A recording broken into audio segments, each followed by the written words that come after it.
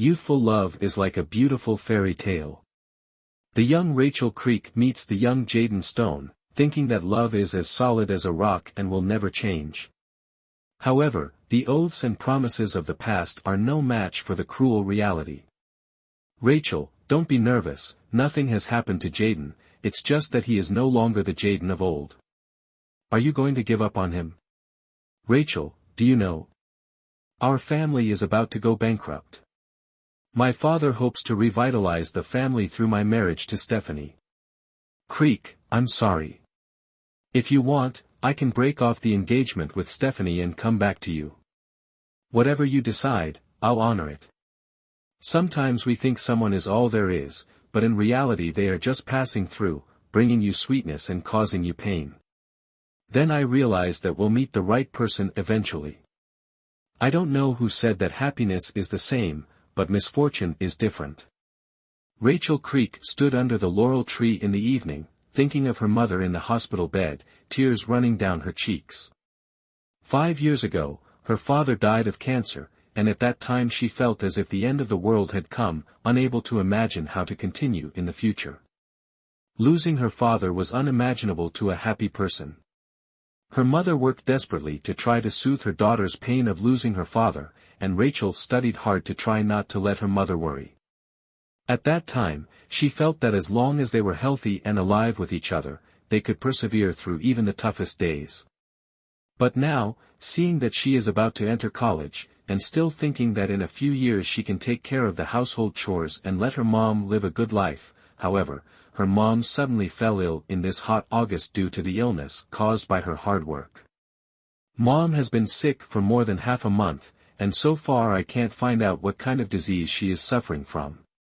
She has no strength in her whole body, and she is lethargic every day. Mom insisted not to go to the hospital, said rest for a period of time will be fine. Rachel knew that her mother was afraid of spending her tuition fees, but Mom, without you, how can I live? The night was getting cooler and the nightshade in the yard was in full bloom, emitting an intoxicating fragrance. Mom loved flowers and was very good at housekeeping, and the cottage she picked up was dressed up like a small garden. But Mom, no matter what, please don't leave me. Rachel, Rachel. Came the weak call of her mom from the house. Rachel Creek hurriedly wiped away her tears and turned to enter the house. Mom, are you hungry? I'll go and heat up some rice for you right away. I'm not hungry. Mom smiled and shook her head. Rachel, did you receive your college acceptance letter? Rachel Creek froze for a moment. This morning she did receive an acceptance letter from the Fine Arts Department of Shingfan College. Printed on the exquisite paper was the location of the academy, the bustling St. N city. This could have been a happy event that she could have squealed with joy, but at this moment it had become the heaviest news in her heart.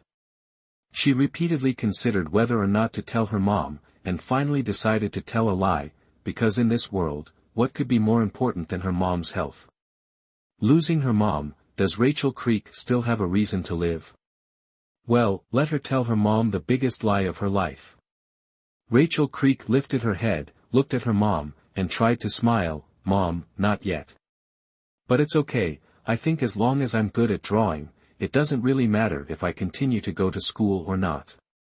Before Rachel's words fell, her mom interrupted her, her eyes already filled with tears. After living together for so many years, how could her mom not see that she was lying? What about his reasons for doing this?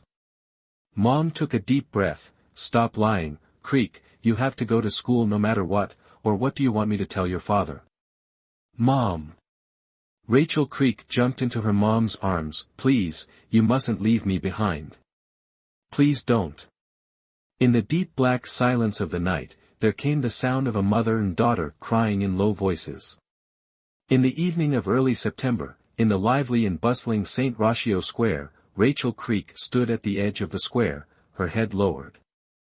The late summer evening wind blew gently, lifting the broken hair on her forehead like a magnolia flower swaying in the wind. In front of her lay a 2-foot square piece of white paper with 4 large, eye-catching words, Art Tutor. A teenager heading for a date at the Blue Sky Plaza of the St. Van Arts Academy happened to pass by St. Ratio Plaza. He walks through the night, with delicate features and a calm face, and the twilight still can't hide his princely demeanor. Perhaps attracted by the word fine arts, he stopped and remembered the child at home who had little respect for him. Perhaps he could find someone to control him.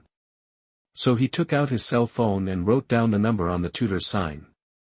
At this time, Rachel Creek had already come to the Shingen City's Xingfan Art College to attend school. Xingfan Art College was a nationally renowned art school with a long history and many famous people. Xingfan's enrollment standards are very high, and the tuition is even more expensive. Despite this, there were still a large number of candidates who flocked to it every year. Generally speaking, there were only two kinds of people who could attend this academy. One was a very outstanding artistic talent, and the other was the son of a rich family with a solid background. Rachel Creek was enrolled in Xingfan Academy's very outstanding art program. When she came to report to the academy, she came here with almost all of her family's belongings. The period of time before school started was the most painful days of her life. Rachel Creek wanted to take the tuition for her mother's treatment, but in the heat of the moment, her mother forced her to die, saying that if Rachel took the tuition, she would not live. In those few days, Rachel Creek almost experienced a parting of life and death. In the end, Rachel Creek reported to the college alone, and her aunt, who had hurried from out of the province, took her mother to see a doctor. St. Ratio Square was the center of St. Anne's City, and it was especially lively at night. Rachel Creek stood at the edge of the square, and people kept coming over to look at her tutor sign, some inquiring for a few moments, others just looking and leaving. Rachel Creek's heart suffered in this silence and inquiry. At 9 in the evening, Rachel Creek dragged her tired body back to school. The dormitory was originally a 4-bedroom dormitory with not many people. Some people thought it was too simple and moved away, leaving Rachel Creek alone in the dormitory. After washing up, Rachel Creek sat on her bed reading her textbook, when suddenly the phone in her dormitory rang. She hurriedly got out of bed to answer the phone. "Hello, I'm Rachel Creek." "Well, it's the one who wrote about the art tutor in the square, right?" Rachel Creek's heart thumped, not expecting to find a tutor so soon. She didn't have a cell phone and left her dormitory phone number. Rachel Creek hurriedly replied, "Yes, it's me. May I ask if you are looking for a tutor?" The teenager replied indifferently, "Well, come to number 51 Wannen Street on Saturday afternoon."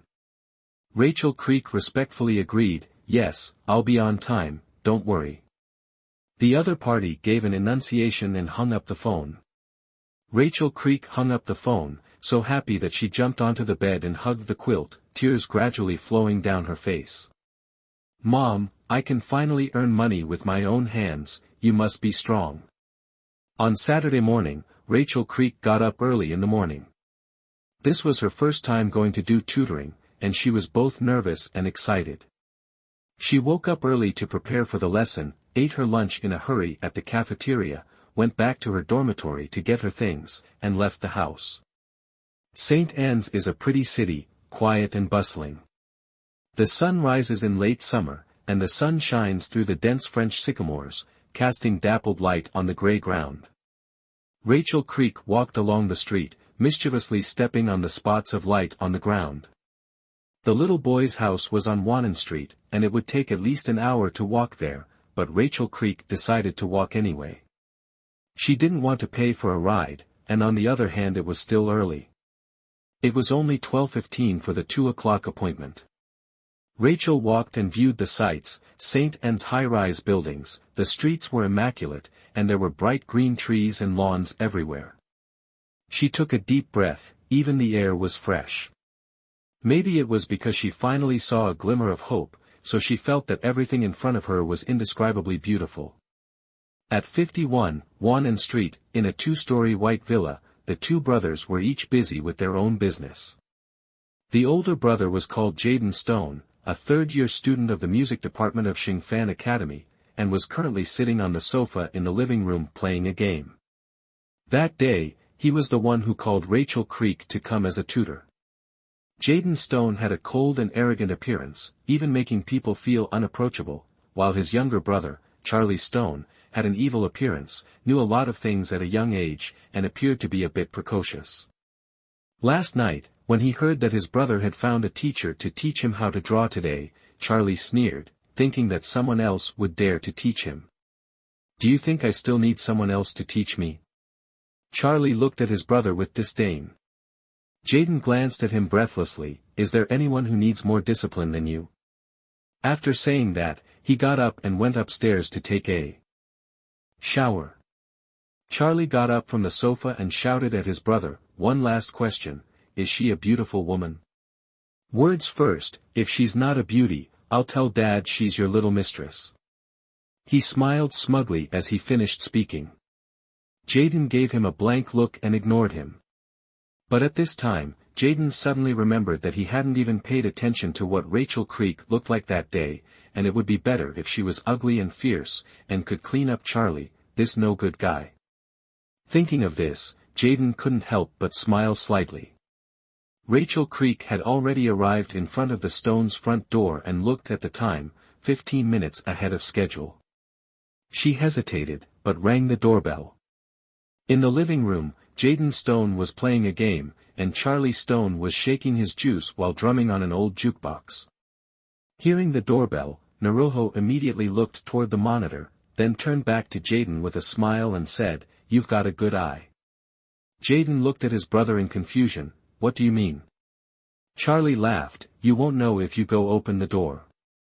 Jaden glanced at him helplessly, too lazy to bother with him, and walked to open the door. Standing outside the door, Rachel Creek hears footsteps and nervously lowers her head, gripping the strap of her handbag. The white door opened, Rachel Creek raised her head, and what met her eyes was an angular face, with features so delicate that it was as if they had been carved, and cold, arrogant eyes that penetrated with a power that went straight to the heart. Rachel Creek's heartbeat accelerated and she whispered, "Hello." The other party did not answer, and looked as if he was a person who was not easy to get along with. This person should be about the same age as herself, right? Thinking of tutoring someone the same age as herself, Rachel Creek's heart squirmed a little. "Hello, my name is Rachel Creek." She gathered her courage and tried to look relaxed and natural. Jaden Stone gave a faint, let her in, and sized her up. She was dressed plainly and neatly, with a quiet appearance and a gentle voice, quite different from the girls in Sanctuary who dressed like they were about to go to a lap dance at any moment. However, Jaden Stone was a little disappointed. She was neither ugly nor mean. Jaden raised his eyes and found that Charlie had already gotten acquainted with the new teacher. Charlie was calling him Sister Rachel with every breath, and Rachel Creek's original worries were gradually dissipating. She was worried that the person on the phone would say that the child was disobedient, but now it seems that at least Charlie is a polite child. While the two of them chatted, Charlie led Rachel Creek upstairs to his drawing room. Watching their backs, Jaden frowned in wonder. This Charlie, ever since he found out about his beautiful teacher, he completely forgot about him as his older brother. In Charlie Stone's drawing room, Charlie asked, "Sister Rachel, you're from Xingfan Academy, right?" he said, picking up a paintbrush and looking politely at Rachel Creek with his bright eyes. "Well, I just enrolled this year." Rachel Creek replied with a smile, her hand already prepared with the painting tools for teaching. "Brother is there too. Let's practice sketching today, what does sister think?" Charlie said as he started sketching on the drawing board. Rachel Creek froze for a moment, not realizing that Jaden Stone was in the same school as herself, which made her feel a bit embarrassed even more. In addition, Charlie Stone's tone sounded like he was asking for his opinion, but he was actually arranging it himself. So what was the point of having him as a tutor? Perhaps he didn't trust Rachel Creek very much after knowing that she was a new student. Thinking about all this, Rachel Creek's mood couldn't help but be a little gloomy. Perhaps it was the sudden change in her family that made her already sensitive and careful heart even more pronounced at this time. Rachel Creek was immersed in her thoughts alone, and Charlie Stone did not make a sound. When Rachel Creek woke up from her contemplation and raised her head, she couldn't believe her eyes. On Charlie Stone's drawing board, a sketch had been basically completed, and it was of none other than herself. The girl in the painting was clutching her bag with both hands, her eyes sad, yet with a hint of stubbornness. Wasn't this exactly what Rachel Creek looked like when she first entered Stone's house? At that time, Charlie Stone had been watching her in the corridor. But how could he complete such a piece of artwork in such a short period of time? And it showed even the subtle emotions within her. Such skill, compared to Rachel Creek, who had been painting for many years, was no match for her. Rachel Creek looked in amazement at Charlie Stone, who was concentrating on his drawing as his gaze danced on the drawing paper with the brush in his hand.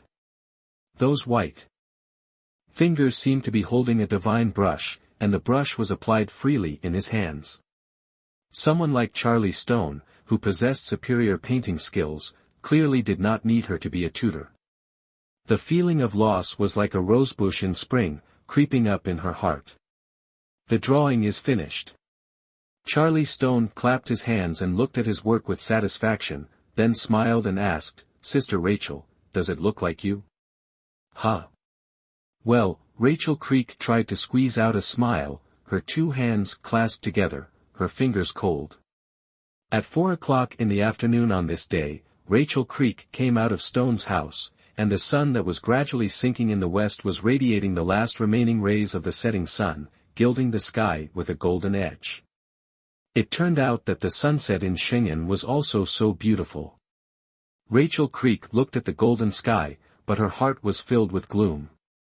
During the more than 2 hours at Stone's house, Rachel Creek almost didn't even touch the drawing board.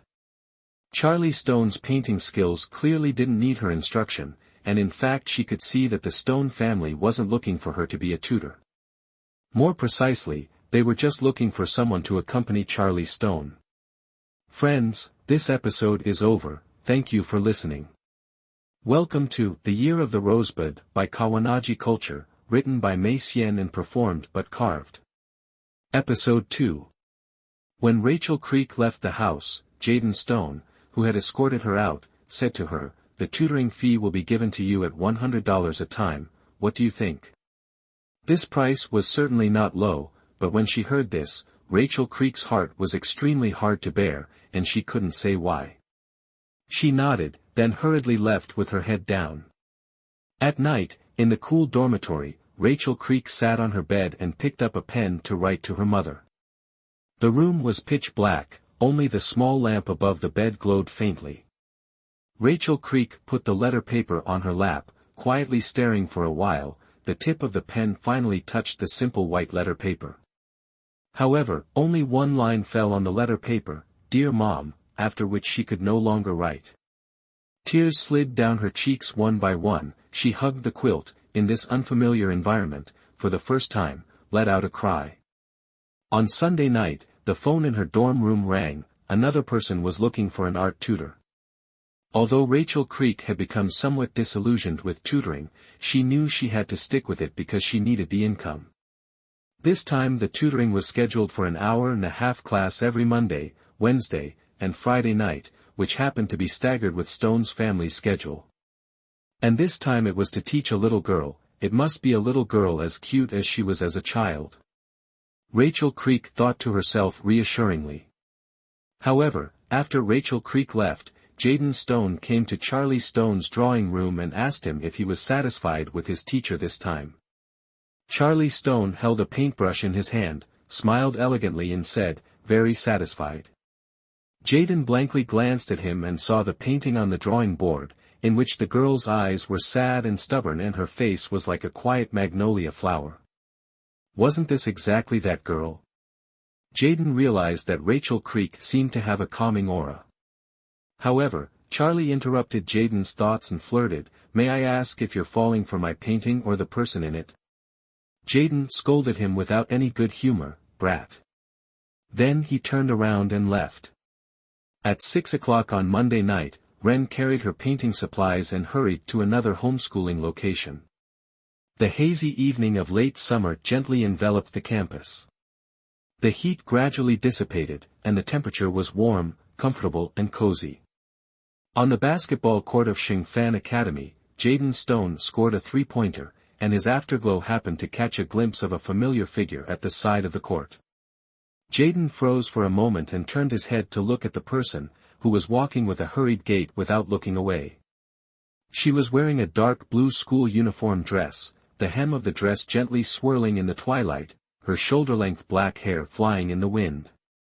Charlie Stone lowered her head and slapped the basketball in her hand, and when the players came over to grab the ball, Xuan simply threw it away. With the sound of a fierce scramble on the court, Xuan looked back towards the entrance of the school. She was about to walk out of the school gates. Jaden Stone took one last look at that back. The moment he turned the corner and disappeared, he seemed to have a lot of things on his mind, but these things on his mind were not willing to speak out easily. Such a girl who was full of heartbreaks made people feel a little unreal. Rachel Creek rushed for half an hour and arrived at the little girl's house 20 minutes early. The one who opened the door was an 8-year-old girl with big eyes, dark and bright eyes, and short boyish hair that looked like a rag doll. She opened the door and said nothing, turning around and going back inside, leaving Rachel Creek a little embarrassed. When Rachel Creek walked into the house, a young woman was sitting on the sofa, knitting a sweater and watching TV. She glanced at Rachel Creek and said, "You're the tutor, right?" "Aha." Rachel Creek nodded. The woman turned off the TV, stood up, and said, "It's like this, my daughter likes to draw, and I wanted to find her a professional teacher to guide her. But she has an average foundation, so I thought it would be enough to find students like you." As she kept talking, Rachel Creek stood by the side, her heart inexplicably a little lost. "An hour and a half of tutoring per night, what do you think would be a good amount to pay you?" the woman said. Rachel Creek froze for a moment, thinking that it wasn't good to talk about money directly like this, but this was also the purpose of her tutoring. "Auntie just think it's appropriate." Rachel Creek responded politely. The woman said, "Then let's make it $30 a time, this child is obedient anyway, so it doesn't take much effort." This price was indeed very low, but Rachel Creek still accepted it. Although she needed money badly, money was never the only thing. This was what her mom had taught her from a young age. At 9 p.m., Rachel Creek dragged her tired body towards the school. It had only been an hour and a half of tutoring, but with her early arrival and the little girl's mom's extended time, it had actually taken 3 hours. The late summer night breeze was slightly cool, and Rachel Creek hugged her thin arms tightly. In this cool night, she seemed to see her mom again, who was often busy at the laundromat until late at night. Compared to her mom, what is this hard work? Just how is mom now? Is she getting better? Thinking of this, Rachel Creek's heart ached. Rachel Creek thought as she walked, and before she knew it, she had already walked to the bustling school entrance. "Hey, Rachel Creek." Someone outside the school gate suddenly called her name. She stopped walking and turned around to see that it was a boy coming from over the bar. In the dim night color, his slender figure and handsome temperament was like a ray of light sweeping across the night sky. He walked up to Rachel Creek and said with a smile, "Back so late, where did you go to play?" "No," Rachel Creek replied politely. "You're dressed so thin, pay attention to your body, I'll be heartbroken if you catch a cold." Samuel Lee said, gently looking at Rachel Creek's eyes, the light from the street lamp hitting his face, flooding a layer of soft halo. "What's going on here? What is this boy talking about? Why is his gaze so affectionate?" Rachel Creek's heart raced and she was too nervous to speak. Samuel Lee. "Bastard, I've been looking for you everywhere, so you came here to have a private meeting with your little sister." A big, drunken man walked out of the bar, reeking of alcohol. He stared at Rachel and laughed, "Quite a pure little sister. You kid really has a good eye, come on, let's all go in and play together." With that, the big man started to drag Rachel Creek's arm. "Ah!" Rachel let out a scream, shocked and scared, struggling to know what to do. Suddenly, Samuel Lee grabbed the big man's arm and threw it, and the big man immediately spun around dizzily. Samuel Lee said, "I'll accompany you inside." After pulling him up and walking away, he said to Rachel again, "Be careful, you go back first, it's getting late. Remember to call me when you come out to play again tomorrow, good night." After saying that, Samuel Lee elegantly turned his head and smiled at Rachel. Rachel was shocked, her heart was full of grievances, but she still held back her tears and hurriedly walked towards her dormitory. Above the bar, in a water bar called Blue Sky, Jaden Stone withdrew his eyes, the scene just now like a movie clip in his mind. He looked down again at the sports magazine in his hand, but a gardenia-like sad and quiet face suddenly flashed in front of his eyes. Jaden Stone was stunned for a moment, thinking, why would I think of her? Then, the entangled scene from earlier appeared in front of his eyes. Why did she come back from being out so late? And getting involved with those unsavory people? He pondered, and questions could not help but arise in his mind. Could it be that she's just like those girls in the academy who seek materialistic pleasures? He frowned in surprise. That day, she had acted so quietly, but now she appeared to be good at disguise and deception. It was really abominable. An indescribable indignation suddenly welled up in the heart of the encountering Shu, and he put down the magazine in annoyance and took a sip of the mocha on the table, his eyes becoming stony amidst the sound of the melodious music.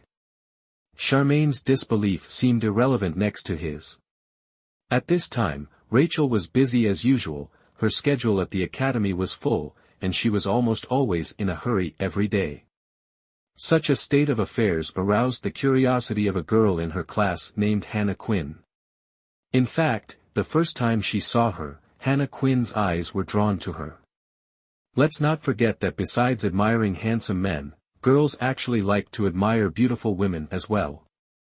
There were many beautiful women in Xingfan Academy, but not many could make Hannah Quinn appreciate them, and Rachel was considered one of them. She appreciated that Rachel was beautiful but not ostentatious, giving off a sense of quietness, and in that quietness there was an air of strength and stubbornness. Of course, Hannah Quinn also appreciated Rachel's paintings, a combination of tradition and fashion, novel and chic.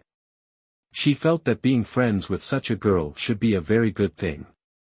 From time to time, Hannah Quinn looked for opportunities to approach Rachel, but she realized that Rachel was always busy and didn't seem too willing to socialize with others. How can this be? What kind of girl is she really? Hannah Quinn became even more curious in her heart. That day, during the design class in the crisis room, Hannah Quinn deliberately sat next to Rachel. Rachel's computer seemed to be having problems. It had obviously started up, but it was still dead. Seeing Rachel's anxious and overwhelmed look, Hannah Quinn remembered that her own old broken computer had a similar problem, so she said, "If you log off, it'll probably be fine." Rachel turned her head and looked at her gratefully, but then showed a look of embarrassment and stammered, "How do I log off? I don't know." At that time, computers were just starting to become popular, and many college students didn't know how to access the internet. Hannah Quinn smiled and said, "Let me help you." After saying that, she immediately helped Rachel log out of the computer, and sure enough, the computer returned to normal. Rachel thanked her again and again, and Hannah Quinn deliberately joked, "You don't know my name yet, do you?" "I know. Isn't your name Jo Hyol? It's from Sanggon, right?" Rachel blurted out. Xiao Huier asked in surprise, "You know me? But I haven't even spoken to you." Unexpectedly thinking that Rachel Creek would also pay attention to herself, Hannah Quinn suddenly felt a bit surprised. What was that phrase called, a heart of gold? In this computer class, Hannah Quinn and Rachel Creek sat together and chatted quietly while attending class, only to realize that the two of them had quite a few things in common. Just like that, Hannah Quinn managed to make friends with Rachel Creek. Hannah Quinn was a simple girl, and she was genuinely happy to be friends with Rachel Creek. However, Rachel Creek didn't tell Xiao Huier that she was tutoring at Stone's house because she knew that Jaden Stone was a much talked about person at school. To avoid causing unnecessary trouble, Rachel Creek only told Xiao Huier that she was tutoring a little girl at night. On the weekend, Rachel Creek had to go to Stone's house for another lesson. It was a beautiful, sunny day, and Rachel Creek was in a good mood. Last night, she also talked to her mom on the phone, and her mom told her that her condition was now better, and she only needed to see a Chinese doctor, and the medicine was not expensive. Rachel Creek arrives at the Stone house. The white villa dazzles like a palace in the sunlight. Looking at this big beautiful house, Rachel Creek sighed, if only she could let her mom live in a house like this one day. She rang the doorbell, and a childish voice came from the video phone, "Stone so-and-so, go open the door." It was the voice of Charlie. Sure enough, the one who opened the door was still Jaden Stone, still with an expressionless face, his eyes cold and arrogant, but straight to the heart. Rachel Creek didn't dare to look at it too much, panicked and withdrew her own gaze, nodded and walked in. Jaden's cold and arrogant look made Rachel Creek feel bad in her heart. Was he looking down on herself? But then she remembers that day when she talked about the tutoring fee. He spoke very carefully, as if he was afraid of her embarrassment. Perhaps, sometimes a person's appearance and heart are exactly the opposite. Rachel Creek laughed a little and continued to walk forward. Jaden Stone looked at her back and smelled the jasmine fragrance wafting out of her hair. He knew that Rachel Creek's family might not be very well off, but he couldn't accept that a person would sell her dignity because of poverty. He had already paid his tutor's fee well, and if Rachel Creek found 2 more such jobs, living expenses shouldn't be a problem. If she didn't spend recklessly, there would still be a balance. So why is it that she looks strong and wonderful on the outside, but she is just like those girls who seek a materialistic life? This was unacceptable and unforgivable to Jaden. He looked at Rachel Creek's back, and the flames of his anger gradually diminished. Yes, this is her life, she can live it however she wants, what does it have to do with himself? Jaden thought like this, his heart inexplicably a little irritated. In Charlie Stone's studio, Rachel Creek and Charlie joked and laughed while painting a still life. Although Rachel Creek had a hard time in her heart before when she realized that she had come to the Stone family to be a tutor and was just a companion, she had later figured out that a teacher didn't just teach knowledge, but more importantly, he or she taught about being a human being. So, although she couldn't teach Charlie more about painting, she could at least teach him something about being a human being. Slowly, Rachel Creek released her thoughts and realized that she was right. Instead of her and Charlie Stone having a teacher-student relationship, they were more like friends or siblings. Listeners, this episode has finished broadcasting. Thank you for listening, and welcome to the Year of the Rosebud by Kawanagi Culture, written by Mei Xian, acting but carved, Episode 3. Sister Rachel, why don't we have a theory class today? Charlie Stone suddenly said. Rachel Creek held her brush and slowly looked at Charlie. What theory lesson? Charlie, do you mean for me to give you a lecture on painting theory and the history of various painting schools? Well, it counts. Charlie replied with a smile. Then I'll tell you about my favorite Venetian school of painting. Rachel Creek said happily. Just as she was about to start speaking, Charlie suddenly interrupted her. Sister Rachel, let's go downstairs to the living room and drink juice while taking the lesson, it'll feel good. After saying that, Charlie put down his paintbrush. Let's go, Sister Rachel, we'll go down now. Rachel Creek thought that Jaden Stone might be in the living room. Her heart was a bit resistant, she didn't know why, she always had an indescribable feeling towards Jaden. However, seeing that Charlie had already happily walked out of the drawing room, Rachel Creek was too embarrassed to refuse and could only follow her out the door. Charlie said excitedly as he walked, Sister Rachel, hurry up, Jaden so-and-so, pour me a glass of water, and by the way, pour Sister Rachel a glass as well. Orange juice it is, Sister Creek, is orange juice okay? Oh, yes, you're welcome, it's all right with me. Rachel Creek said politely, thinking that Jaden Stone was indeed in the living room, her heart twisted even more. In fact, she herself couldn't figure out why she felt this way. Jaden Stone was playing a game on the sofa and looked up at Charlie Stone, just in time to meet Rachel Creek's gaze. Rachel Creek's heart instantly tensed up and hurriedly lowered her head, while Jaden Stone didn't look away, with the same quiet expression still on her face. In the living room, Rachel Creek began to talk about the history of the Venetian school of painting. Perhaps because Jaden Stone was also present, Rachel spoke somewhat unnaturally, like she was memorizing a book. "Sister Rachel." Charlie Stone suddenly interrupted her, and Rachel Creek looked at him suspiciously. Charlie Stone smiled and glanced at Jaden Stone, saying, "Brother said he's very interested in Van Gogh, especially about him cutting off his ears for the woman he liked. Can you tell him about it?" After Charlie Stone finished speaking, Rachel Creek looked at Jaden Stone in surprise. Jaden Stone was playing the game and didn't react. When he realized, he looked at his brother in depression. "Brat, when did I say I was interested in Van Gogh?" Seeing Rachel Creek looking at himself in surprise, Jaden Stone was busy explaining, "He's talking nonsense, don't listen to him." Thinking of the brothers being so hilarious, Rachel Creek couldn't help but laugh and nodded to Jaden Stone. "Well, but did he really cut off his ears for the woman he liked?" "That's crazy." Jaden Stone muttered to himself. "Brother, want to try?" Charlie Stone laughed and teased, and Jaden Stone immediately picked up a pillow and threw it at him. "Brat." The two brothers scuffled, and Rachel Creek couldn't help but laugh as she watched them. In particular, she realized that Jaden Stone was not an unapproachable person, which made Rachel Creek heave a sigh of relief.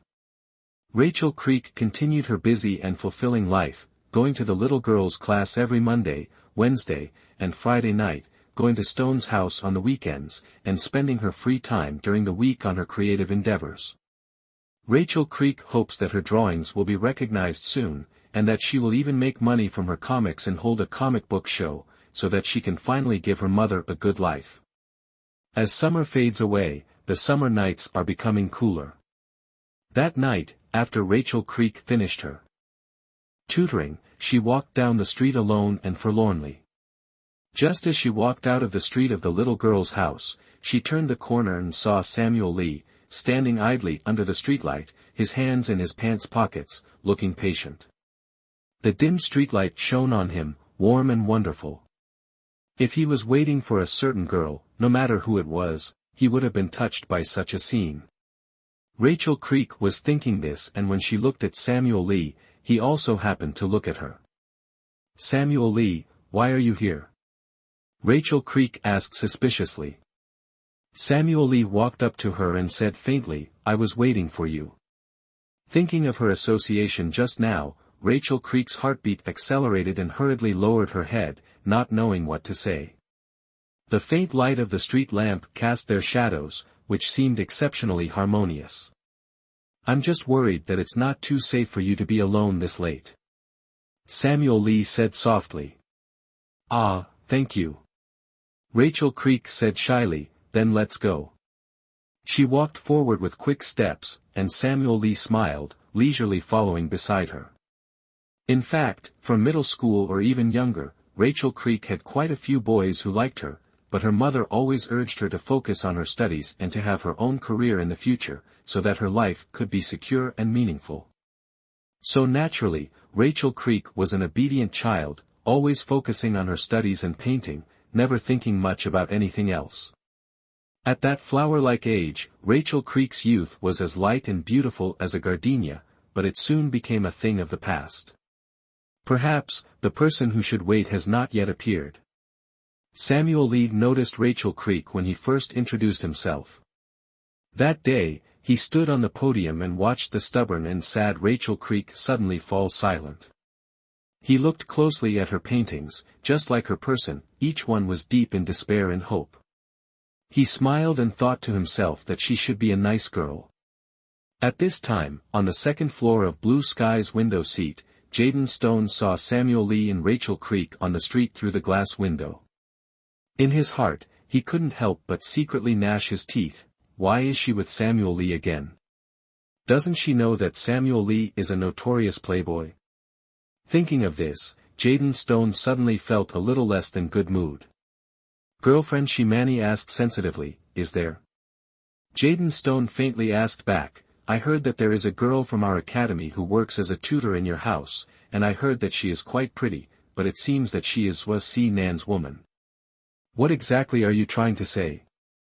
I've always rarely asked about my family's affairs, let alone other people's affairs. Jaden Stone said coldly, his face a little displeased. I'm just talking casually, don't get angry, okay? In fact, to be honest, during this period of time, you often accompany me, I am really happy in my heart. Shimani said, looking tenderly at Jaden Stone. Jaden Stone glanced at her, lowered his head and stirred the coffee in front of him. His chest was inexplicably stuffed with a ball of gas, a feeling of indignation and boredom surfaced in his heart.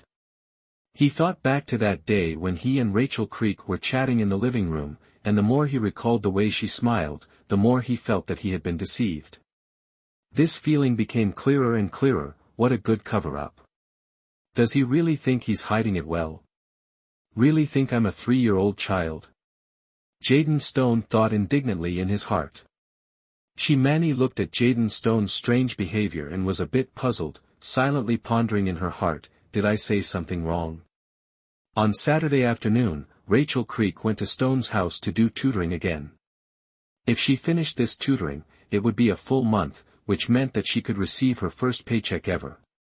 Thinking about this, Rachel Creek felt very excited. At 4 o'clock in the afternoon, Rachel Creek walked out of Charlie Stone's drawing room, and in the hallway of the house, she caught a glimpse of Jaden Stone, who was sitting on the living room couch playing with his laptop. Charlie Stone's temperament was a bit eccentric, and on weekends he didn't want anyone else in the house, except Jaden Stone. That's why every weekend, the family's nanny would automatically take a vacation, and Mom and Dad were happy to be out of the house. It occurred to Rachel Creek that it looked like Jaden Stone was the one paying for her tutoring.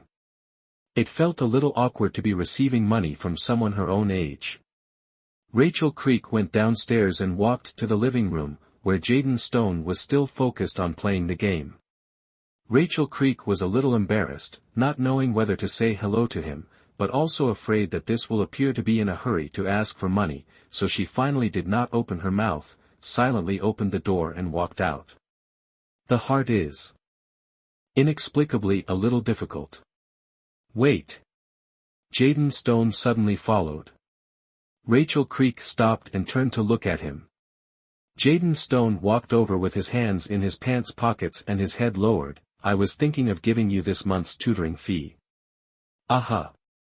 Rachel Creek lowered her head as a stack of brand new RMBs was handed to her. She reached out to take it, feeling as if her hand was pricked as hard as if it had been pricked. After receiving the money, Rachel Creek turned around and walked away.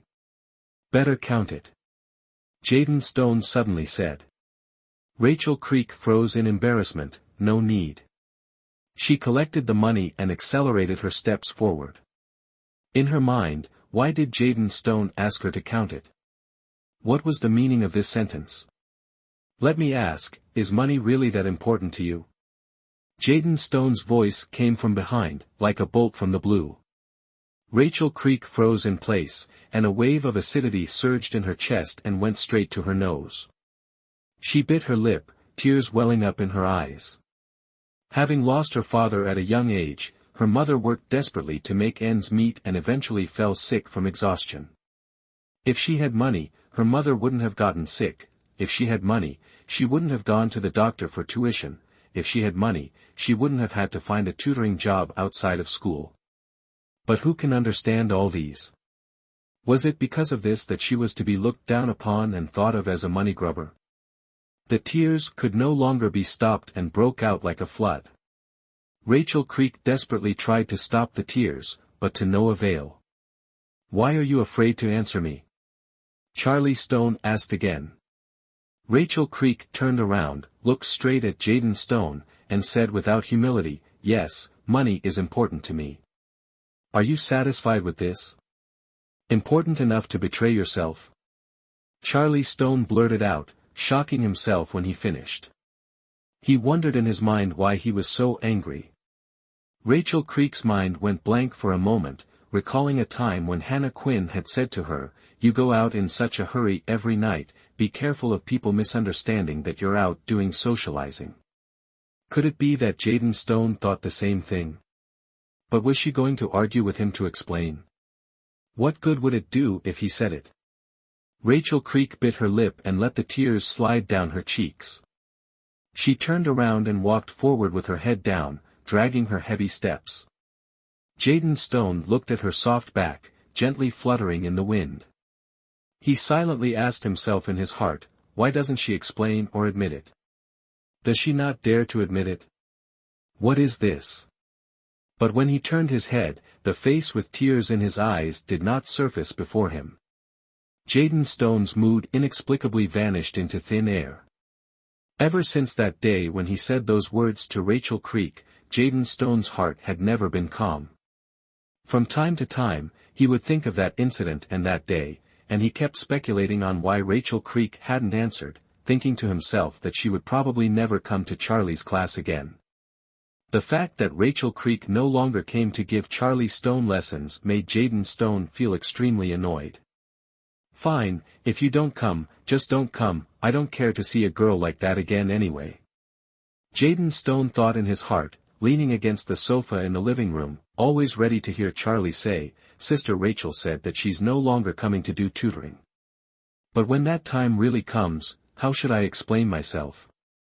Charlie should like this teacher very much, should I tell him the truth? In that case, Charlie would definitely be disappointed.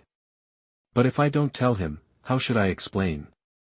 It was just questioning a hypocritical girl, why did a whole bunch of inexplicable questions suddenly pop up?"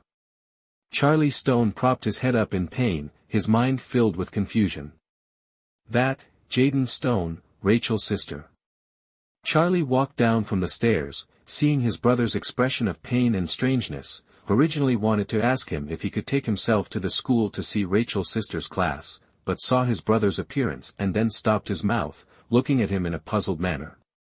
Why does brother react so much at the mention of Little Creek's sister? Could there be something between them? Charlie Stone laughed badly. Is there a need for such a big reaction? Oh, so someone has a crush on someone else. Crush? Jaden Stone angrily shouted, "Brat, don't talk nonsense. You don't know anything at all, how could I have a crush on a girl like that?"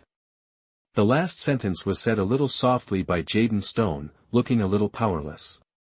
He hadn't wanted to mention that incident, but the anger in his heart couldn't help but surge up when he thought of Rachel Creek being that kind of girl. Although he spoke softly, but after all, the distance was so close that Charlie still heard it. And what kind of person was Charlie? The deftly calculating man rarely guessed anything he couldn't understand.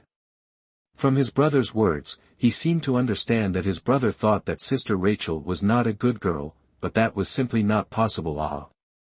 Could there be some hidden agenda? Charlie Stone thought about it, walked over to his brother's side and sat down, saying faintly, "Sister Rachel is a rare and good girl, isn't she?" Jaden Stone glared at him, "What do you know? Little kids don't talk nonsense." Charlie Stone said in a sophisticated manner, "There is no need to discuss whether I am a child or not, but you said that Sister Rachel is a bad girl, may I ask what evidence you have?" "At least from my observation, I can definitely say that she is not a bad girl, at least better than your fiancé." Listeners, this episode has been broadcast. Thank you for listening, and welcome to The Year of the Rosebud by Kawanagi Culture, by Mei Xian, Acting but Lessons, Episode 4. Unexpectedly, Charlie Stone actually said that, and even mentioned Shimani, really no big deal. Jaden Stone wanted to get angry, but just as he wanted to open his mouth, he realized that he had no way to refute his brother's words, because what Charlie Stone said wasn't without reason. Yeah, he had no proof at all that Rachel Creek was a bad girl. Just based on the fact that she often went out at night and came back with Samuel Lee. That didn't prove that she was a bad girl either. Seeing that his brother had nothing to say, Charlie smiled and said, "What, had an epiphany. If you've already done something wrong, don't forget to apologize, lest you regret it in the future." Jaden Stone angrily glared at his brother. "Charlie Stone, what do you know?" After saying that, he stood up and walked towards the door. He would definitely be able to find evidence. Jaden Stone was ready to take action and gather evidence to convince Charlie Stone. On Tuesday evening, Jaden Stone was playing basketball on the court while keeping a close eye on Rachel Creek to see if she walked out of the school gate. Because he kept staring at the school gate, he was unfortunately hit by the ball several times, causing the other players to laugh at him, and Jaden Stone was depressed. But what made him even more depressed was that until the sky was completely dark and everyone had left the court, Rachel Creek still didn't show up. Could it be that she has already reflected? Charlie Stone stood on the pitch in the night, his mind filled with doubt. On Wednesday, he decided to abandon the strategy of observing by playing basketball. "Yeah, what she does is her business, what does it have to do with me?" Jaden Stone thought to himself, giving up completely. It was just at that time that Charmaine called and asked him to go out, and Jaden Stone was feeling annoyed, so he agreed to her. The two of them went shopping and had dinner after school and didn't get back to school until 9 p.m. When they were tired, Miss Shamani suggested going to the blue sky. Jaden Stone habitually chose the window seat to sit down, while chatting with Shimani, from time to time to look downstairs. At 9:30, a familiar figure suddenly entered Jaden Stone's line of sight. Wasn't that Rachel Creek? Jaden Stone suddenly got nervous. I thought she had reflected, but I didn't realize that she was still the same as always. What surprised him even more was, isn't that person Samuel Lee? The way the two people were talking and laughing was truly painful. Jaden Stone clenched his teeth fiercely, his heart furious, truly irredeemable.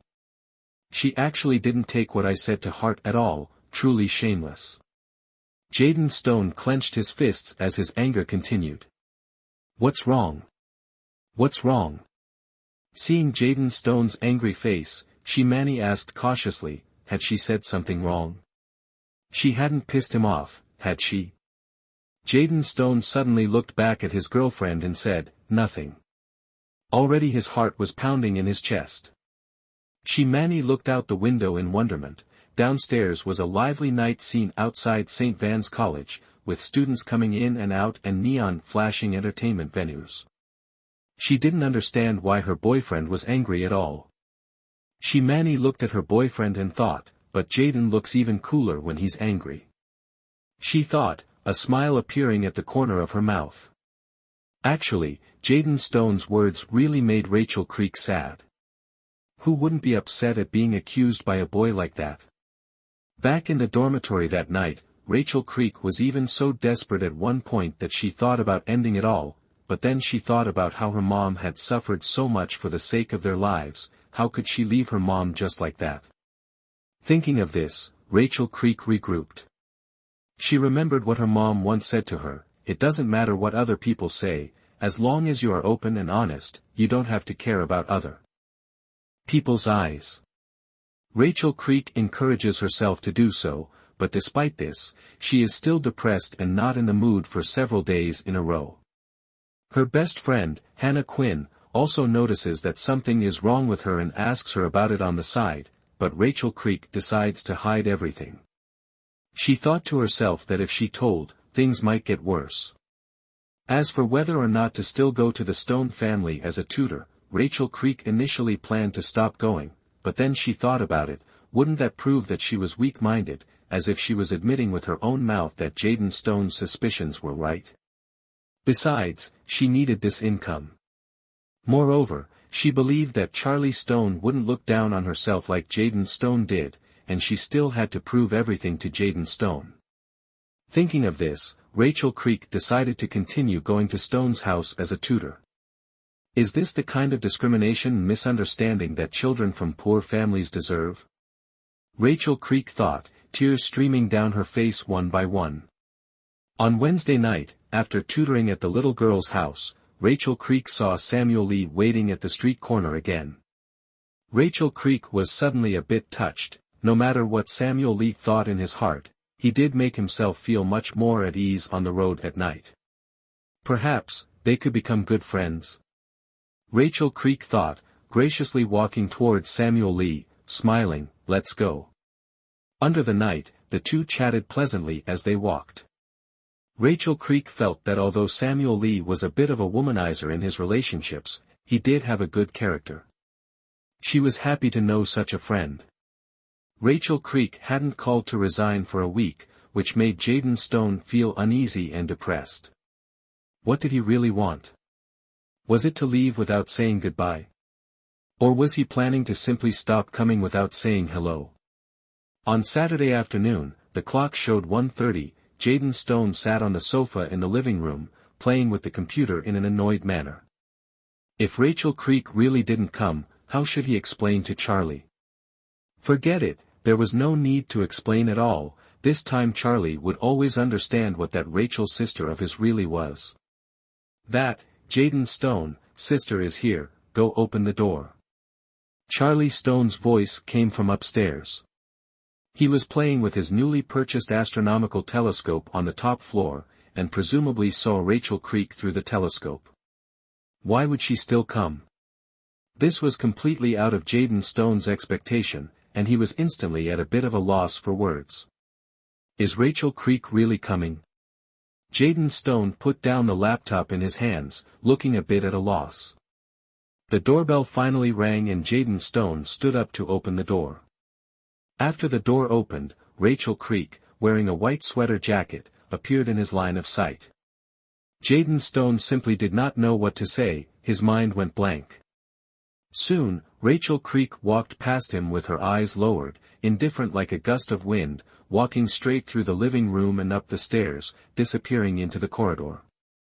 Jaden Stone leaned against the door, watched her back fade away, returned to the sofa and sat down. The annoyance of just now was unexpectedly unconsciously calmed down. No matter what, Rachel Creek had still come, and she didn't need to explain anything to Charlie anymore. However, she seemed to hate herself, but was she qualified to hate herself? Unless one had really misunderstood her. Jaden Stone inexplicably suddenly thought of this question, and then was taken aback himself. At 4 o'clock in the afternoon, after Rachel Creek finished giving Charlie Stone a lesson, the two of them went downstairs together, and the little child politely sent her out the door. Throughout the entire process, Rachel Creek never glanced at Jaden Stone. Charlie Stone closed the door and saw that his brother was still looking towards the door.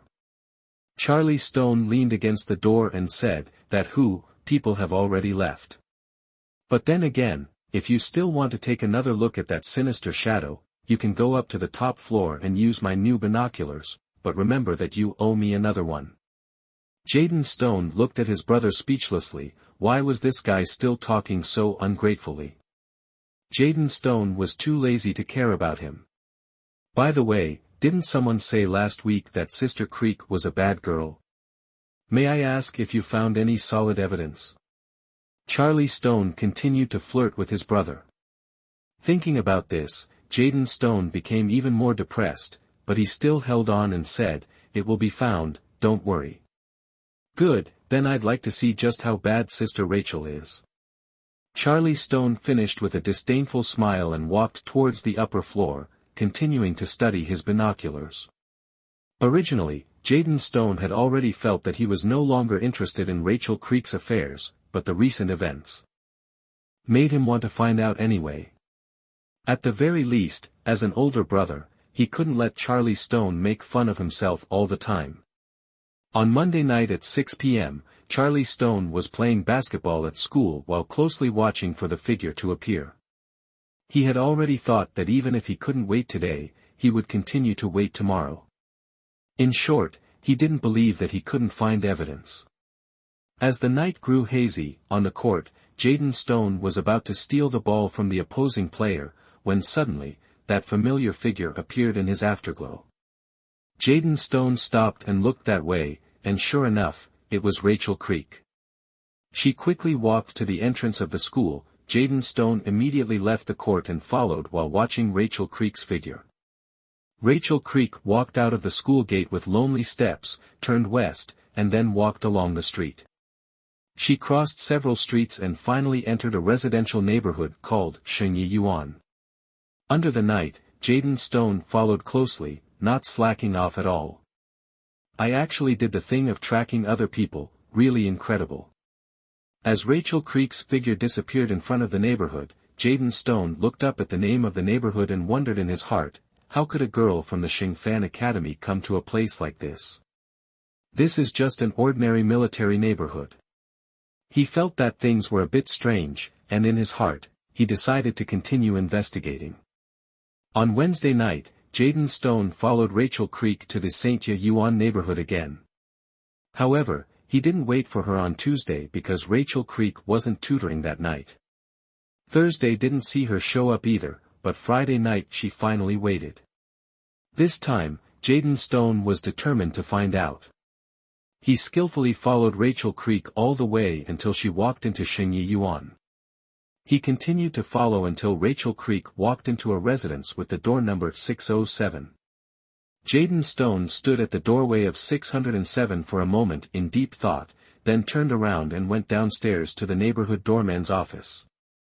By inquiring with the doorman, he learned that 607 housed a mother and daughter, and that the daughter was studying painting with a student from Xingfan Academy. The truth finally came out. As the night deepened, Jaden Stone stood outside the sacred elegant court, suddenly feeling a little guilty in his heart. On Saturday, Rachel Creek still came to class.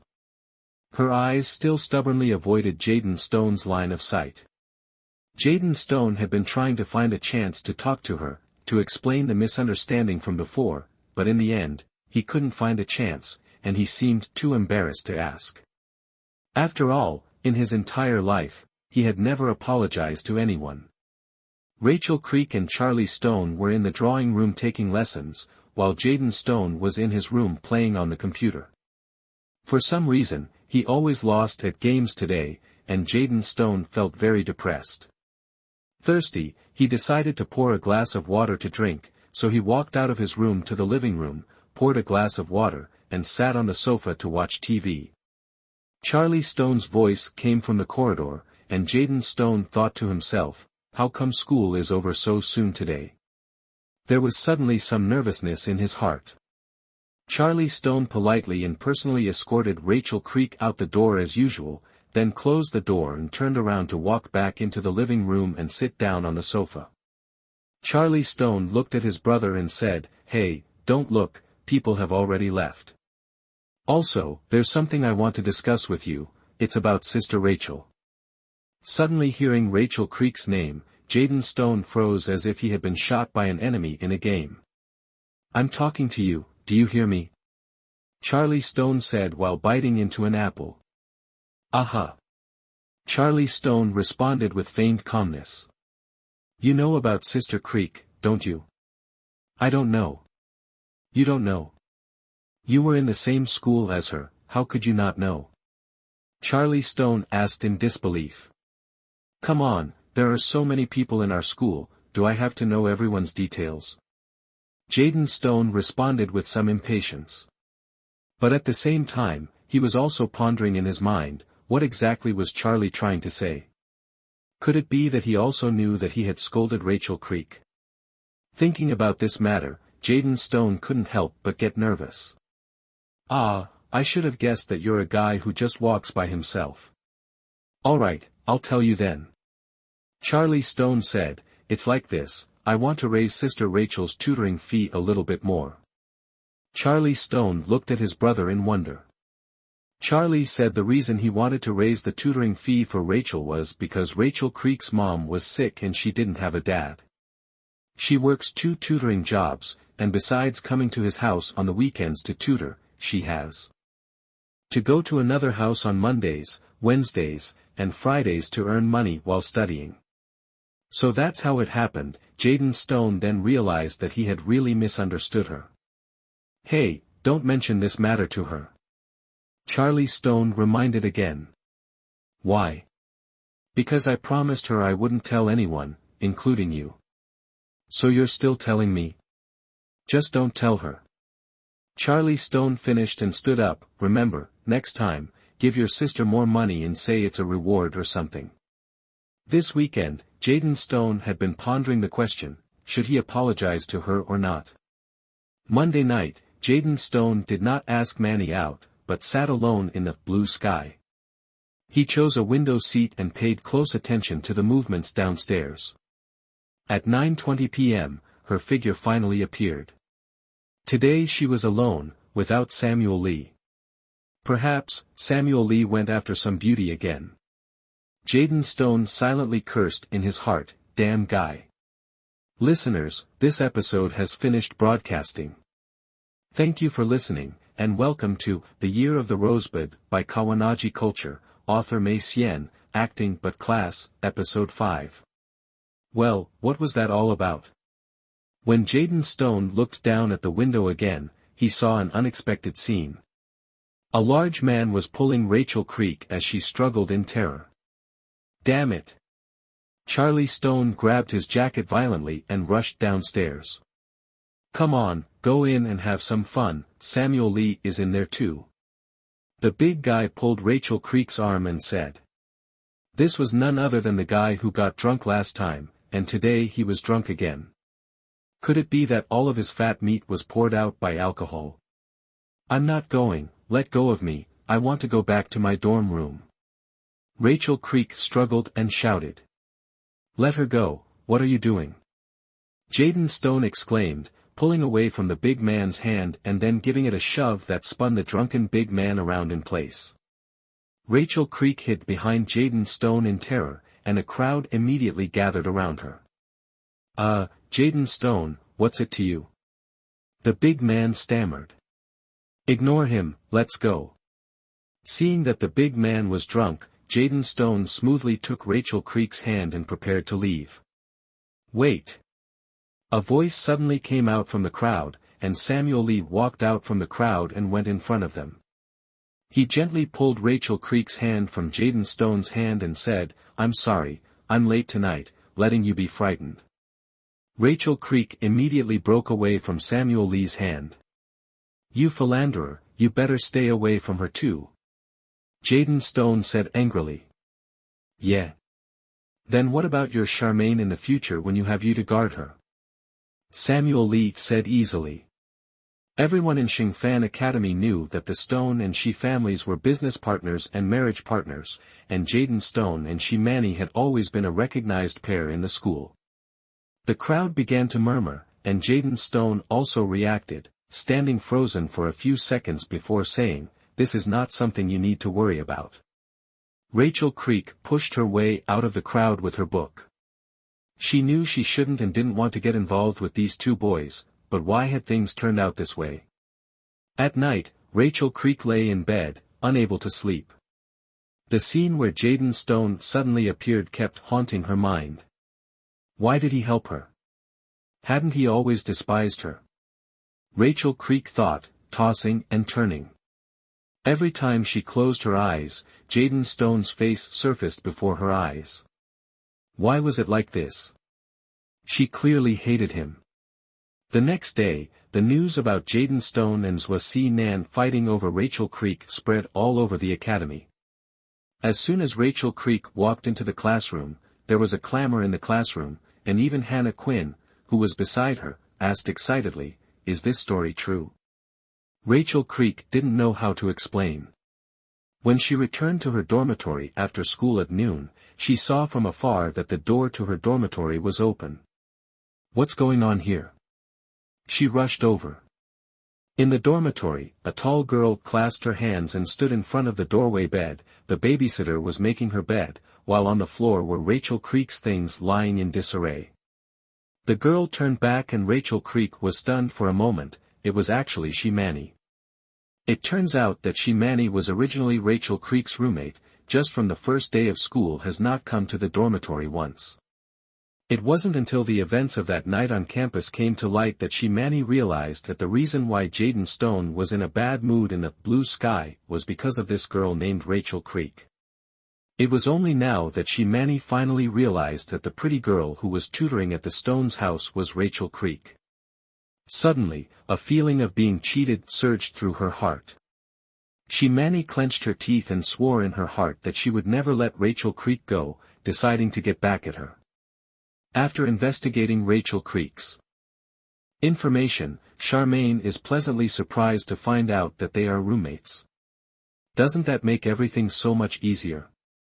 This bed seems to be mine, Manny said to Rachel Creek, who was standing in the doorway. Manny was referring to the bed in the entryway that the nanny was making. In fact, this bed space was indeed not Rachel Creek's, but since bunk beds were the most convenient, and there were many beds in the dormitory that were empty, Rachel Creek made her own bed here. Now Manny threw all the things on the bed on the floor. Rachel Creek nodded and bent down to pick up the sheets and bedding on the floor. Manny's foot was stepping on Rachel Creek's pillowcase. Rachel Creek tugged at the pillowcase, but Manny stood straight and didn't move. Please lift your feet, Rachel Creek said softly, her heart indescribably hard. She also knew that Manny was Jaden Stone's fiancé. Ah, sorry about that, I thought it was a bad rag, Charmaine said, moving her foot out of the way, but there was already more than one footprint on the pillowcase. In the evening, Rachel Creek came back from tutoring, and as soon as she opened the door to her dorm room, she heard noisy laughter and chatter inside. Rachel Creek hesitated for a moment, but still walked in.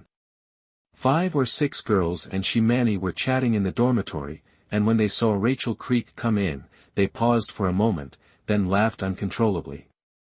Rachel Creek returned to her bed, put her things away, and then walked to the bathroom to wash up. Normally Rachel Creek would start drawing or reading immediately after washing up, but how was she supposed to paint in such a noisy environment now? Rachel Creek thought helplessly. After washing up, Rachel Creek sat on her own bed and took out her textbook ready to read. But the surroundings were too noisy, and she was thinking in her mind that she didn't know how Manny would retaliate against her. Those words that usually easily attracted her became incredibly raw at this time, and Rachel Creek really couldn't read, so she had to get under the covers and close her eyes in an effort to sleep. Suddenly, a heavy knock sounded on the door, followed by a buxom girl shouting, "Manny, you dead woman, coming back without even saying hello to my old sister." "That's just what I was looking for you, my dear." Charmaine's voice rang out. "I heard that a little bitch named Rachel Creek robbed your Jaden and seduced that brat Samuel Lee. I think it's really against her." The girl spoke rudely, and the dormitory instantly fell silent, only her voice remaining. Rachel Creek's heart thumped, aggravation, sadness, and trepidation all coming together. "Do you want my sister to help you set her straight?" the girl asked brusquely. A few snickers suddenly rang out in the dormitory, but soon the girls' voices grew louder once again, presuming someone had finally told her that Rachel Creek was in this dormitory. "Oh. Wouldn't this be better?" the girl continued. The girls had fooled around until late that night, and Rachel Creek hadn't been able to sleep. Why did difficulties always come one after another? "Mom, what should I do?" she cried out silently in her heart, tears sliding down the corners of her eyes and soaking her pillow. Exhaustion coupled with insomnia, Rachel Creek was quickly tormented and emaciated. Hannah Quinn noticed Rachel Creek's abnormality and asked with concern, "Did you not rest well?" Wren Creek tried to smile and said, "It's fine." Hannah Quinn thought that Rachel Creek was tired because of tutoring, and took her hand to console her. "You, don't work too hard, take care of your rest, okay? Let me know if you need my help with anything, we're good friends, okay?" Rachel Creek was touched for a moment and really wanted to tell Hannah Quinn everything. But how was she supposed to say it? What if things got worse? Thinking about all this, Rachel Creek gratefully said to Hannah Quinn, "Thank you, Huir, I'll take care of myself, don't worry." As for what happened in the dormitory, she still kept her mouth shut. On Saturday afternoon, Jaden Stone was at home early thinking, should he explain to Rachel Creek about that day or apologize? Maybe he should be a little friendlier, like talking to her more like Charlie did, or smiling more or not. Not realizing that he had actually done something like that, and now he was thinking about how to apologize to someone else.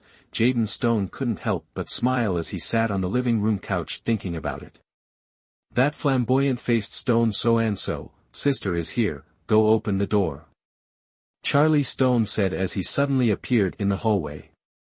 Damn it, you brat, you dare to call me a nymphomaniac? Is it because you don't want to live?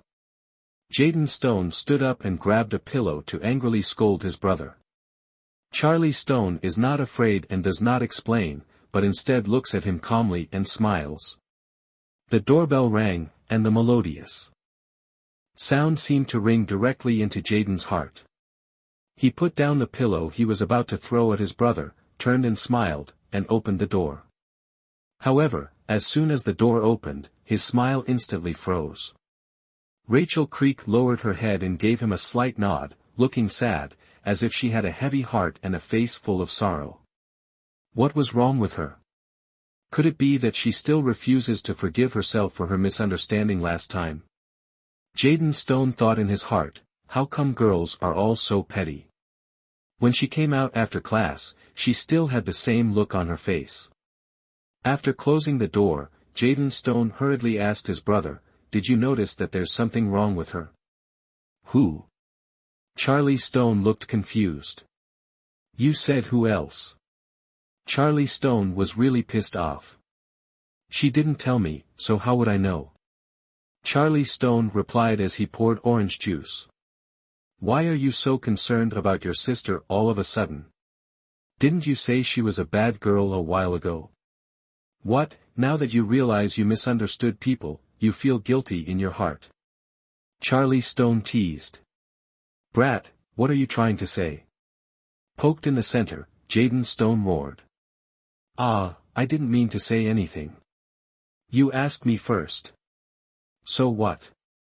The two brothers said some inexplicable words in the living room without relenting. And at this time, Rachel Creek was still suffering painfully in her dorm room, and the situation was getting worse and worse.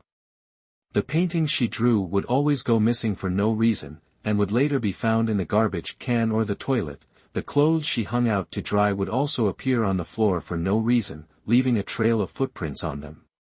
Even her toothbrushes, towels, wash basins, bed sheets, and even textbooks would always appear in unexpectedly bad condition.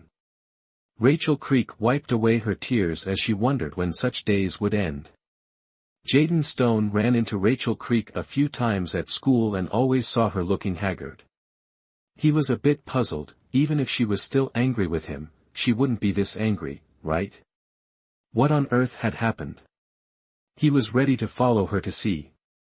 That night, Rachel Creek had just walked out of the school gates, and Jaden Stone quietly followed. As he walked, his cell phone suddenly rang, and Jaden Stone was startled. Receiving the call, she pouted and asked if he was free for the evening. No. Lest Rachel Creek find out, Jaden said 2 words and hung up. On the other end of the phone, holding the cell phone, Manny was so angry that she stomped her feet. Jaden Stone followed Rachel Creek all the way and realized that she was still walking along the same route as before, but she looked distracted, her head was lowered and her thin figure looked sluggish in the cold wind, just like a small grass. Rachel Creek walked into Xingyi Yuan. Jaden Stone watched her back disappear, his heart was helpless for a while, stood for a while and then took a taxi to leave. Manny, who was coldly rejected by Jaden Stone, returned to her dormitory in anger. Suddenly, she received a phone call from her best friend, who told her an even more infuriating piece of news. She had just seen Jaden Stone follow Rachel Creek out of the school gates. Biting her lip, Manny furiously ran to Rachel Creek's bed, ripped off all of her bed sheets and bedding, threw them all over the floor, and then smashed everything she could in her dorm room. After the smash, Charmaine still wasn't relieved and called her nemesis. At night, Rachel Creek returned to her dorm room, and the moment she opened the door, she was startled. The dorm room was a mess, as if it had been ransacked. Rachel Creek vaguely knew that this was Manny's doing, but she had done nothing wrong. Why did they treat her like this? Rachel Creek stood in the doorway, tears streaming down her face silently.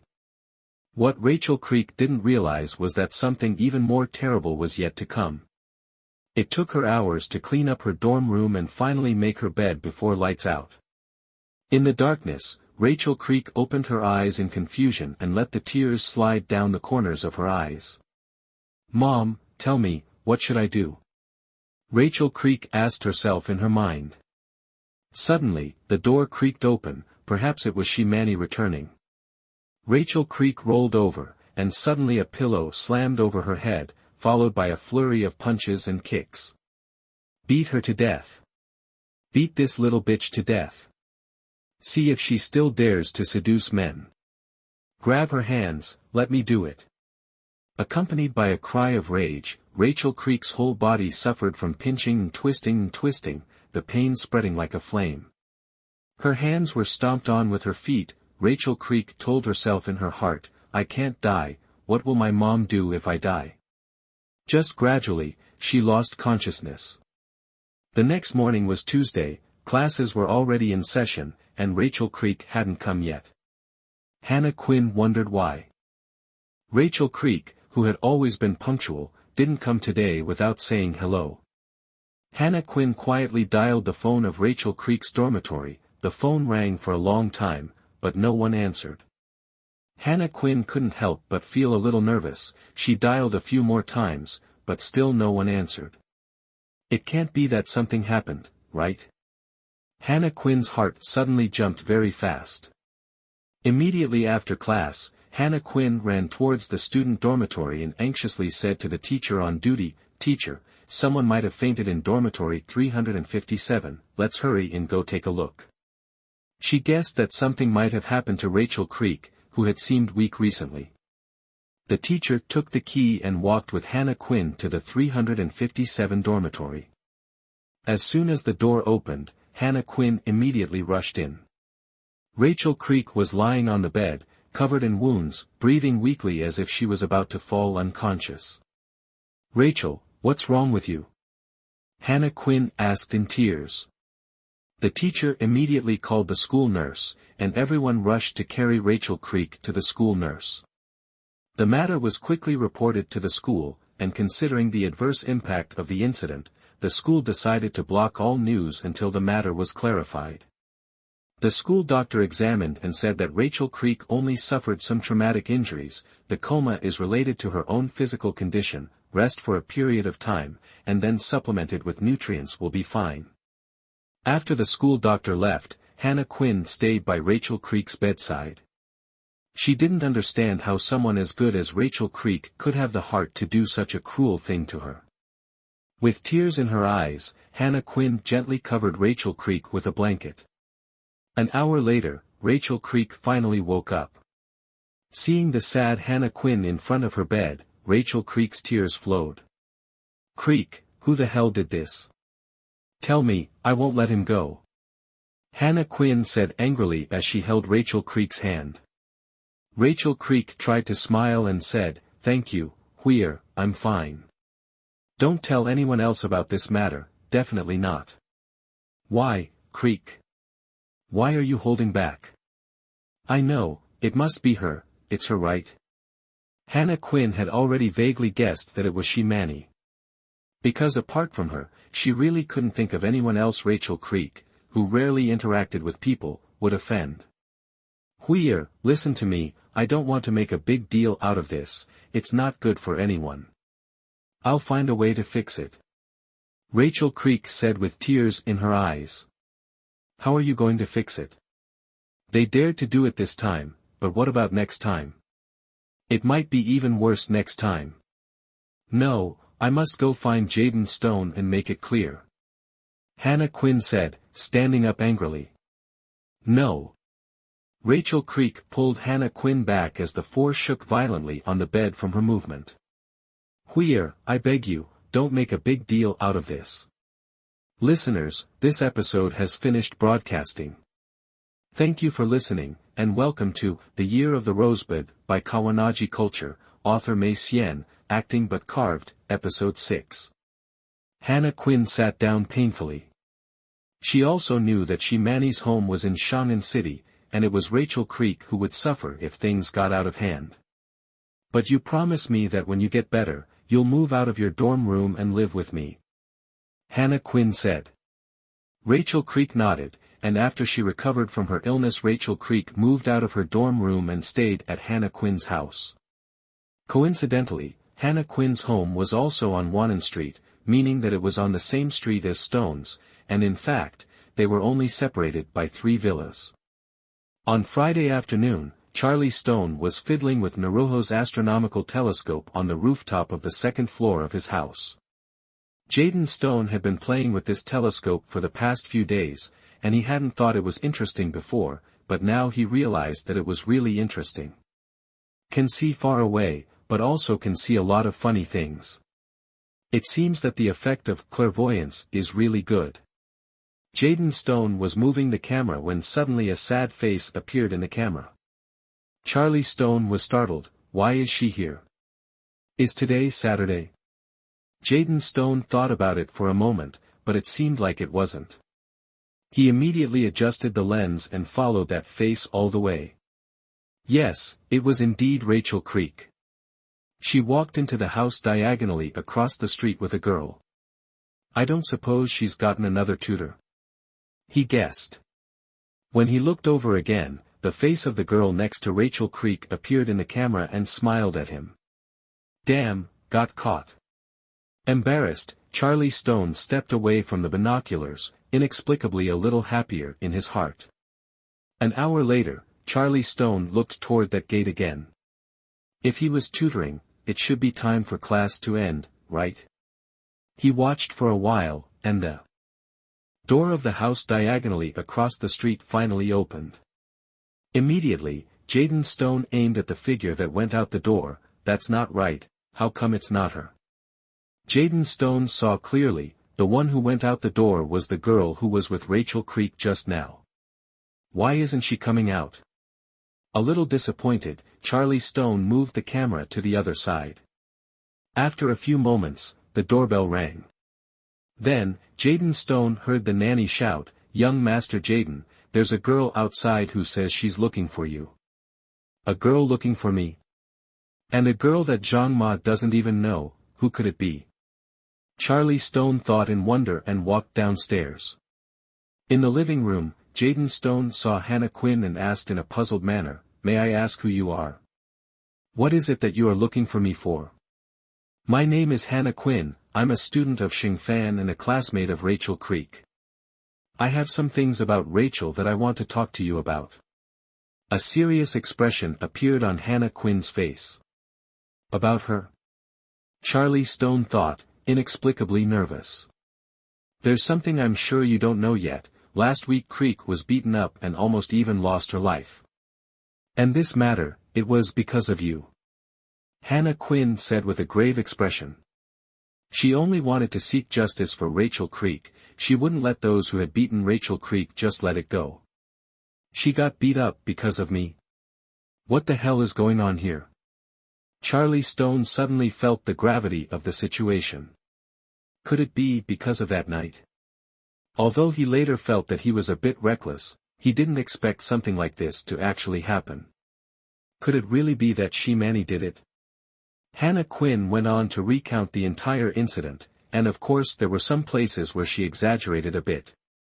For example, she mentioned that after running to the dormitory, she found Rachel Creek covered in injuries, and the doctor said that if she had come any later, she might not have been able to save her. Jaden Stone's fists were clenched tightly. He really didn't expect that Rachel Creek's emaciation some time ago was actually because of this reason. Manny, you've gone too far. Jaden Stone said angrily in his heart. I came to see you today without Creek knowing. So you must not let her know either, you understand her character. Hannah Quinn said. So what do you want me to do? Charlie Stone asked, looking a little grave. Let's help her together. She's working too hard, she has to paint and tutor to make money, and now she's being bullied. As she said this, Hannah Quinn glared at Jaden Stone. After hearing Hannah Quinn's words, Jaden Stone solemnly nodded, good. On Saturday afternoon, Rachel Creek came to Stone's house to do tutoring. Jaden Stone opened the door, his afterglow caught a glimpse of Rachel Creek's bruised back of her hand, his heart tightened, and he averted his gaze, his guilt making him not dare to look at her face squarely. Letting her walk past, his heart suddenly choked a little. Rachel Creek, on the other hand, was worried that he would ask about the injuries on her body, and tried her best to hide them, thinking about how to explain. Fortunately, he didn't seem to notice. Rachel Creek came upstairs to Charlie's drawing room. "Sister, I have something I want to discuss with you," Charlie Stone said happily when he saw her. Ren pulled her shirt over her arms and tried to smile. "Yeah, what's up?" "It's like this, sister, I want to put your paintings on the website to sell." Rachel Creek froze for a moment, thinking, he's not kidding, right? Her paintings can be sold for money. "Of course, the money from the sale goes to you," Charlie Stone continued. "Is it really okay? I mean, will anyone buy my paintings?" Rachel Creek asked incredulously. "Of course, it might even become a sought-after item. I mean, this way, not only will sis have some more income, but this is also the best proof of your drawing skills, Secondly, I'll also introduce my sister to some magazines for illustrations. What do you think?" "Aha, thank you, Charlie," Rachel Creek said gratefully. Of course she didn't know that this was actually a plan that Jaden Stone and Hannah Quinn had discussed in order to help her. "By the way, sister, the St. Anne's Cup National Painting Competition is about to begin, so sister must participate. If you can win an award, not only will there be a generous prize, but you can also open a painting exhibition." Charlie Stone acted really well, completely worthy of being a young child star who had acted in a movie as a child. "Well, I've heard that too, and I'll try to work for it," Rachel Creek said firmly. "Then when you're free, draw more at my place," Charlie Stone took the opportunity to say. At 4 o'clock in the afternoon, Rachel Creek came out of Charlie Stone's drawing room and realized that Jaden Stone was not in the living room. She looked around and there was still no sign of him in the entire living room. Where did he run off to?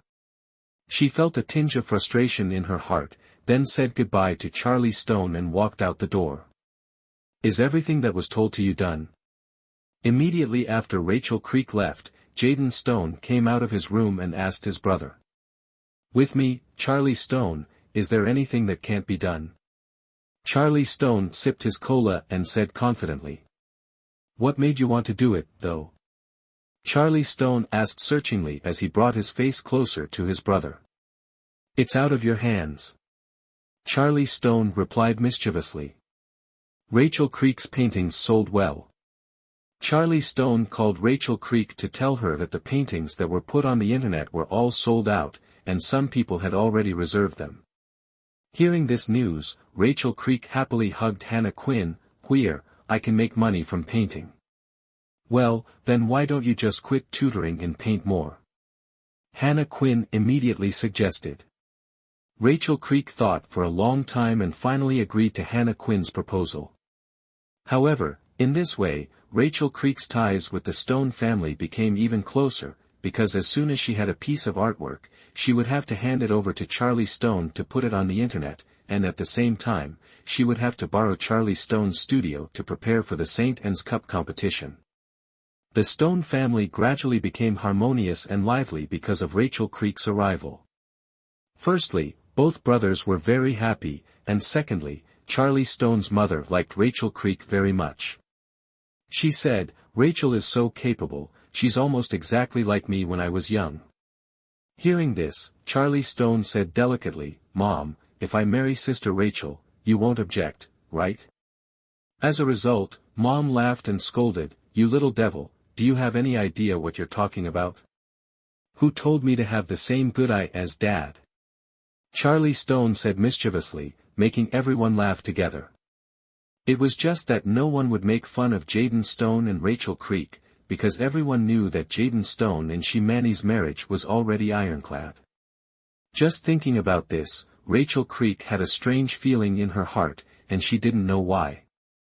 That afternoon, when Rachel Creek came out of the teacher's office after handing in her homework, she saw Samuel Lee waiting for her in the corridor. "Not going to tutor now?" Samuel Lee asked. In fact, he was specifically waiting for her here. Rachel Creek nodded.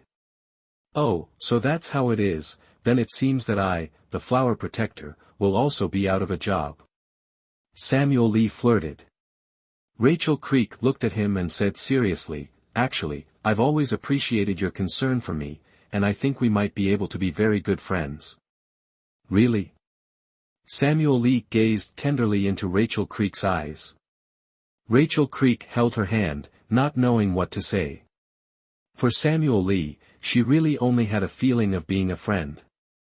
Although she also knew that Samuel Lee wasn't as bad as others said, it was really hard for her to accept him because she didn't have that kind of feeling for him. "I only found out about you and Shimani not too long ago," Samuel Lee said gently. "I regret that I wasn't able to be by your side in time, but you also have to understand that if you fall in love with Jaden Stone, things will always be this bad."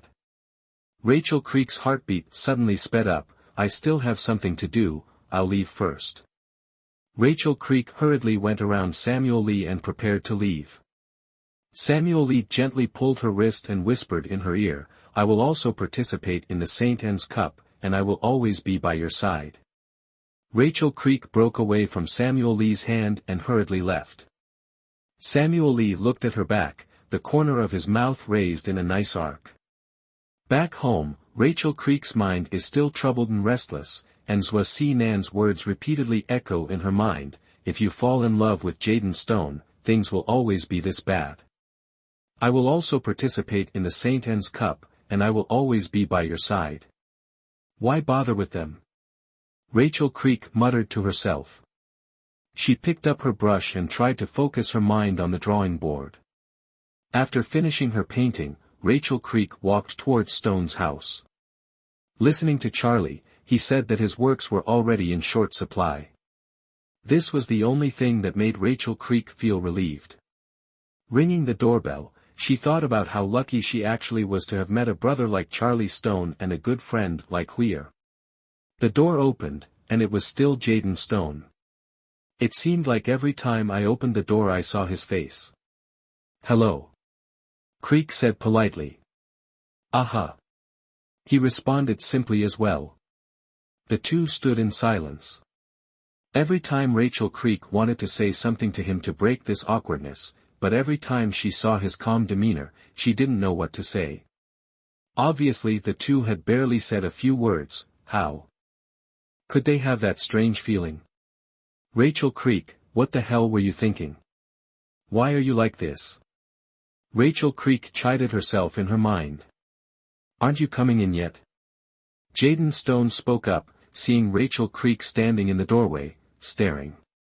In fact, he felt the same way in his heart. Many times, he had wanted to break the deadlock between the two, but he didn't seem to know where to start. Rachel Creek reacted and hurriedly nodded her head and said, "Good." She walks through the door and goes upstairs to Charlie Stone's drawing room, and sees Charlie Stone uploading his drawings to the internet. When she went downstairs, Rachel Creek saw Jaden Stone sitting on the living room sofa playing on the computer. She was a little embarrassed, wanting not to talk to him, but after hesitating for a moment, she realized that he wasn't looking at her, so she stepped in a brisk pace and walked towards the door. "Wait." Jaden Stone's voice suddenly came from behind him.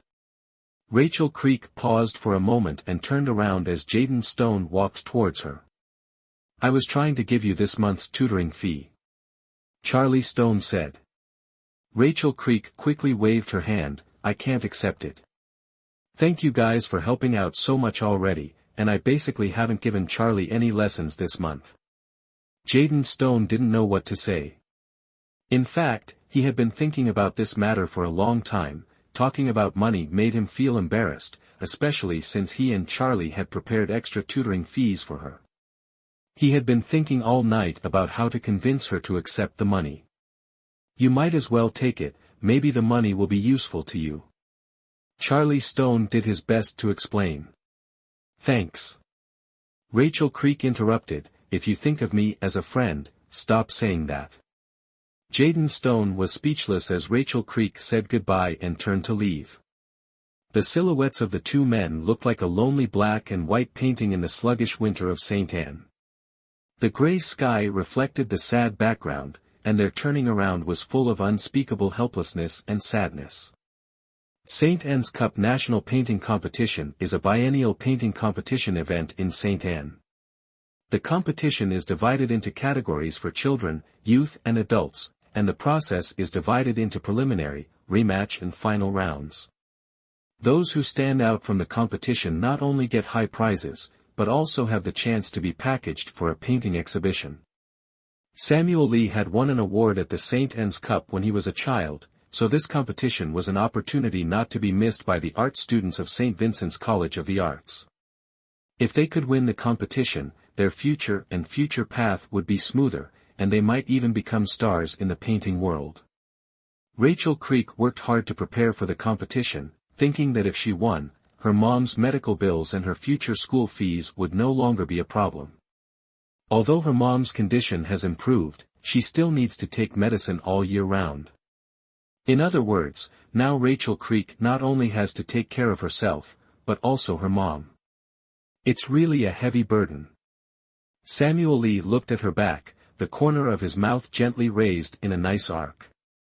Back home, Rachel Creek's mind is still troubled and restless. Her mind remembers Samuel Lee's words over and over again, if you fall in love with Jaden Stone, things will always be this bad. I will also participate in the St. Anne's Cup, and I will always be by your side. Why bother about them? Rachel Creek muttered to herself, picking up her brush and trying to keep her mind on the drawing board.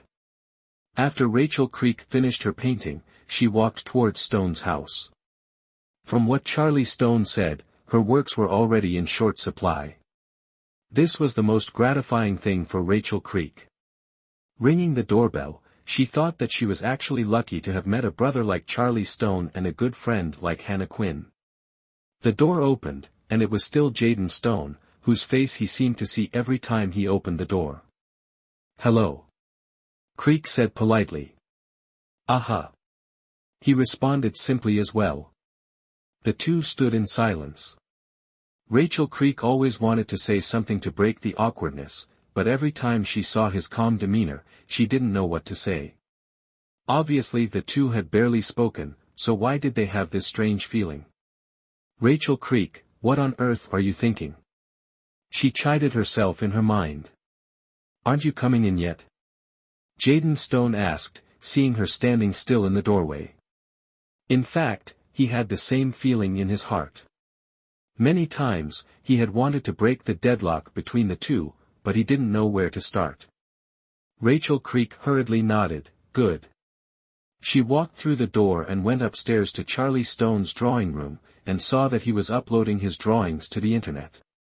When she came out of the drawing room, Rachel Creek found Jaden Stone sitting on the sofa in the living room playing on the computer, and was a little hesitant to talk to him. But she saw that he wasn't looking at her, so she stepped at a brisk pace toward the door. "Wait."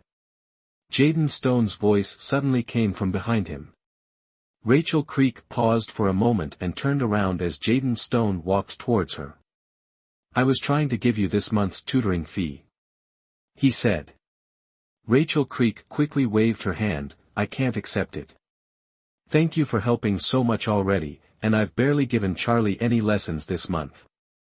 Jaden Stone didn't know how to speak. Talking about money made him feel a little embarrassed, especially since he and Charlie were going to give her more money for tutoring. He had been thinking all night about how to get her to accept the money.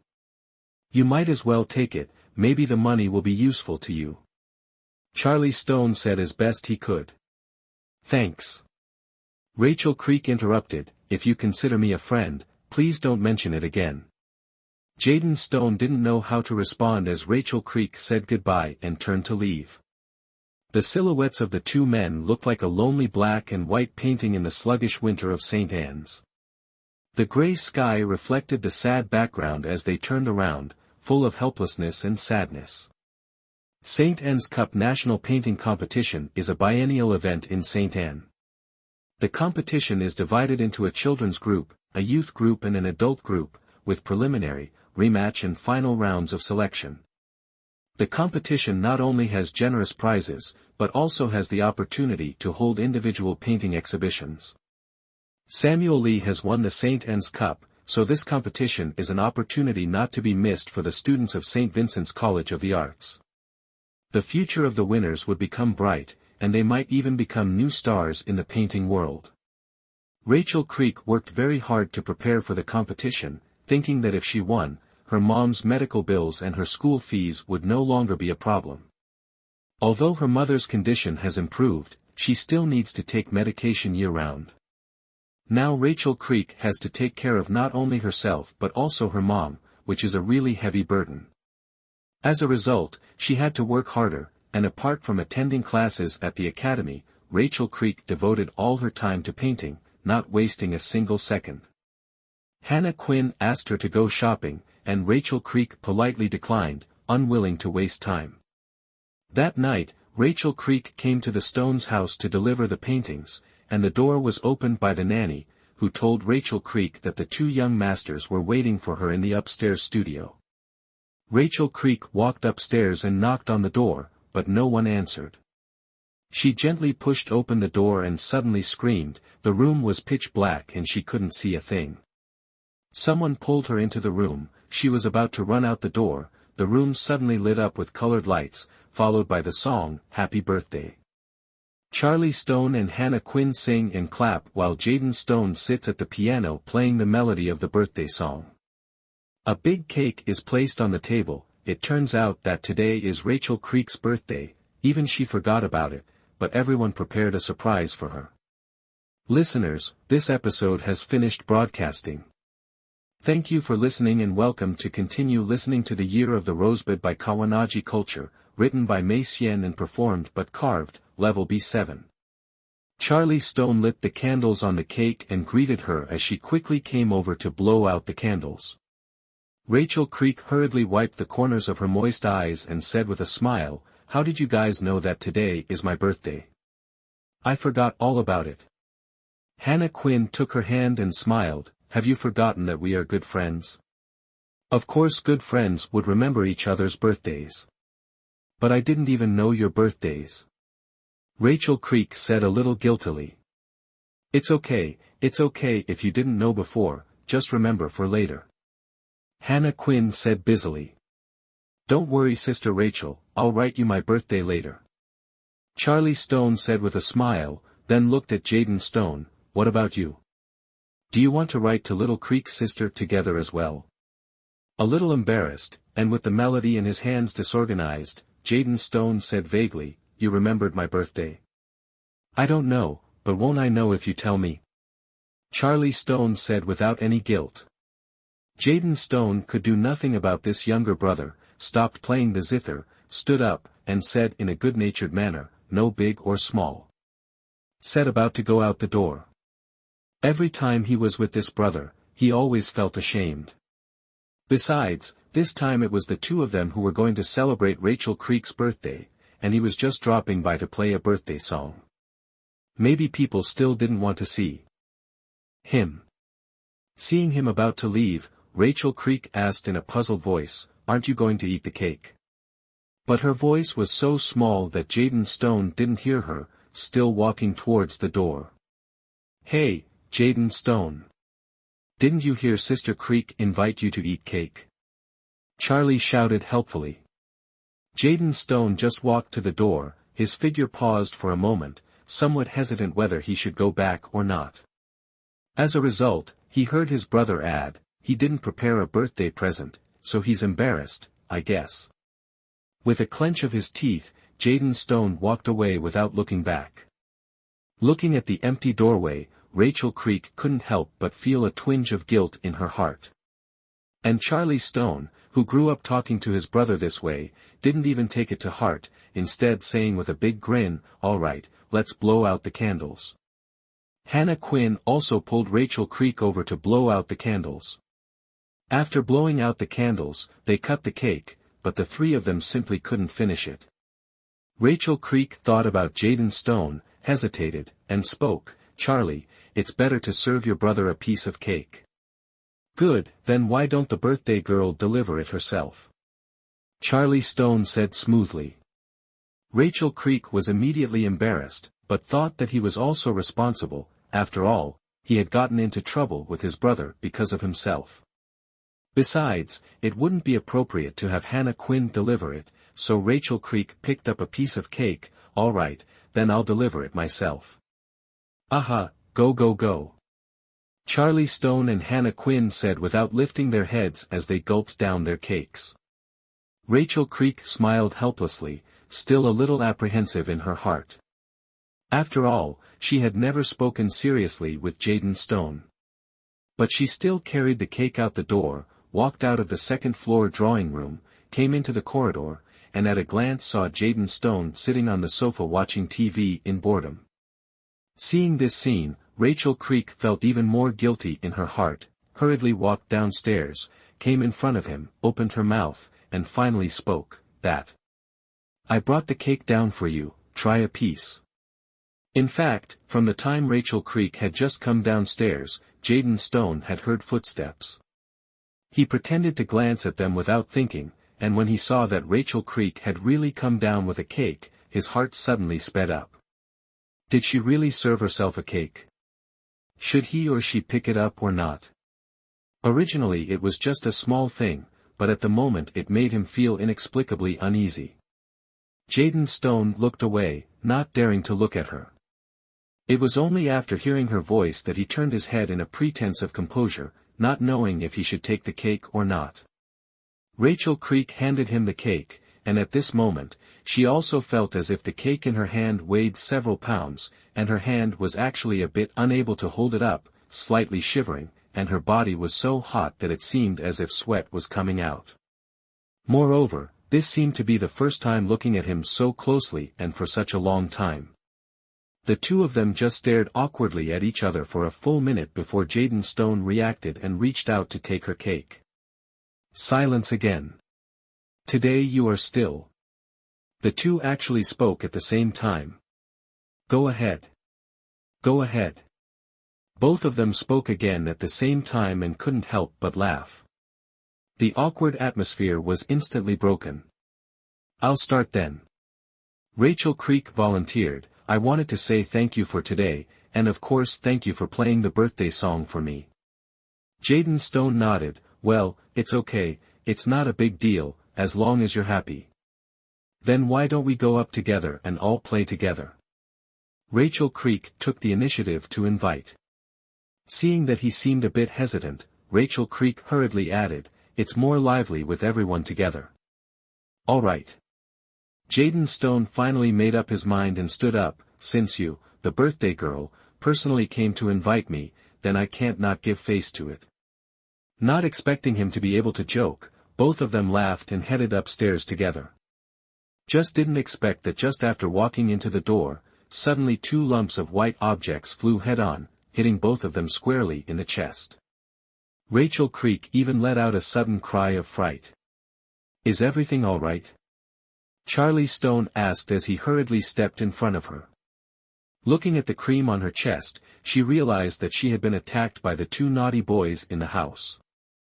Ha ha ha. As expected, it was Charlie who first laughed maniacally. Opposite enemy, be careful, my cake cannonball is coming again. As he said that, he actually did smash another piece of cake over. Jaden Stone rushed to protect Rachel Creek, only to get a piece of his face smashed, instantly turning into a white-bearded old grandpa. He wiped the cream off his face and shouted. Charlie Stone, stop it. Huh, if you can't beat them, then you can't beat them, what's the point of talking so much nonsense? Charlie Stone continued to command Hannah Quinn, General Chiao, fire the cannonballs. Yes, Your Majesty. Hannah Quinn actually chimed in, then smashed over towards Jaden Stone and Rachel Creek as well. For a while, the cake shells kept coming towards the two. Jaden Stone had no choice but to rush to protect Rachel Creek, using his tall body to block more cakes for her. Perhaps it was the emergency situation, perhaps it was the eagerness to protect. Jaden Stone actually unconsciously pulled Rachel Creek into his arms. When Rachel Creek first realized this fact, she looked towards him in surprise. The two of them only realized the situation at this moment when their gazes met, and they were instantly tense. However, strangely enough, the two instantly seemed to be fixed by something, and surprisingly didn't immediately change this position, remaining in this state. "Hey!" Charlie Stone suddenly shouted, and Hannah Quinn, still holding a piece of cake, asked in wonder, "What's wrong?" Charlie Stone pointed at the two, "Why don't you two fight back? Playing the ostrich?" Only when she heard him say this did Hannah Quinn react, and also instantly widened her eyes. "You guys." As soon as the two heard that they were exposed on the spot, they were scared and panicked to separate. Jaden Stone glared at his naughty brother in depression, picked up a piece of cake, and quickly rushed towards him. "Charlie Stone. Ah! Charlie Stone, you defeated man, what are you doing?" "Ah!" Charlie had only just finished half of his sentence when his face was forcefully smeared with cream, finally getting a taste of being attacked by a cake as well. "And you?" Jaden Stone pointed at the watching Hannah Quinn, picking up another piece of cake in his hand. "Ah!"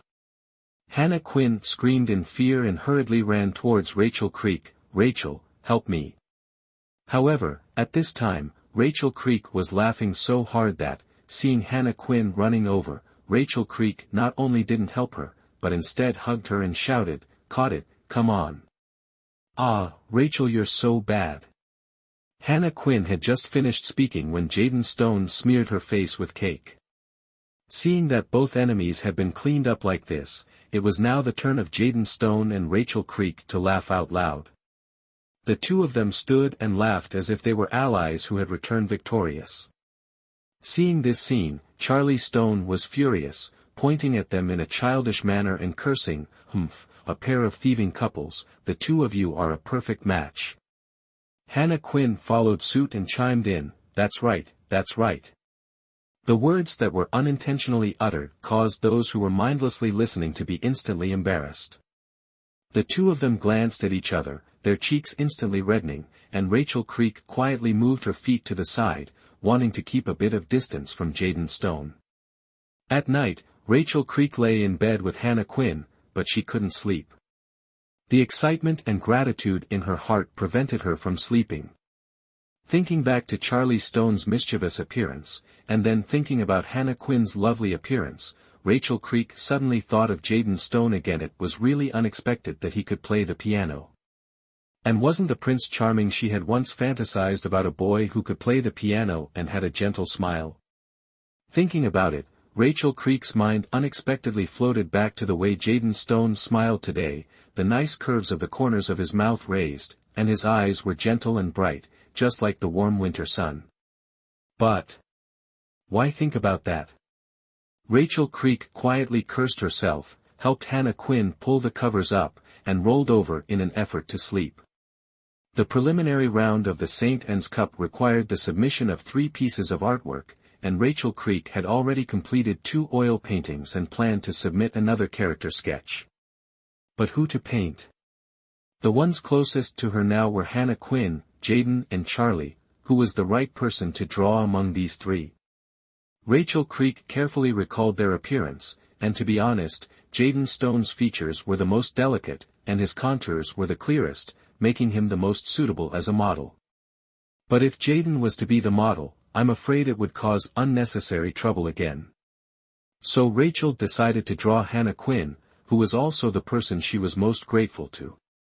But Hannah Quinn smiled and refused. "I'm not pretty, don't take it out to make a fool of myself." Rachel Creek had no choice but to go find Charlie Stone. However, when she came to Stone's house, the nanny told her that Charlie Stone had not yet finished school, and told her to go to the studio first and wait. Rachel Creek walked into Charlie's studio, this 20-square-meter place. Carries too many memories related to herself, every place she deeply remembered. After sitting for a while, Rachel Creek's eyes were drawn to the large bookcase against the wall. She had never looked inside. She hesitated, walked over, and gently pulled open the door of the bookcase. The moment the bookcase door opened, Rachel Creek was stunned, it was full of her paintings. At this moment, she finally understood why her paintings were in short supply. It turned out that not all of them were sold, but most of them were bought by Jaden Stone and Charlie Stone. Looking at this cabinet of paintings, Rachel Creek's tears could not help but fall. At this moment, her feelings were indescribable, ranging from anger, inferiority complex, and guilt, to being touched and grateful. She recalled that when she first gave Charlie Stone a lesson, he had asked why he wanted to be a tutor. She felt there was no need to hide it, so she told him the truth about her family's situation. Who would have thought that in order to help this incompetent sister of hers, he would have given so much? Rachel Creek wiped away her tears, silently closed the door of the bookcase, and said to herself, "Charlie, Jaden, thank you for the kindness of the two brothers, this favor I will always remember in my heart. One day, I will definitely double it back to you." She took a deep breath and tried to calm down, secretly telling herself in her mind that the love she owed would be paid back, and the money she owed would also be paid back.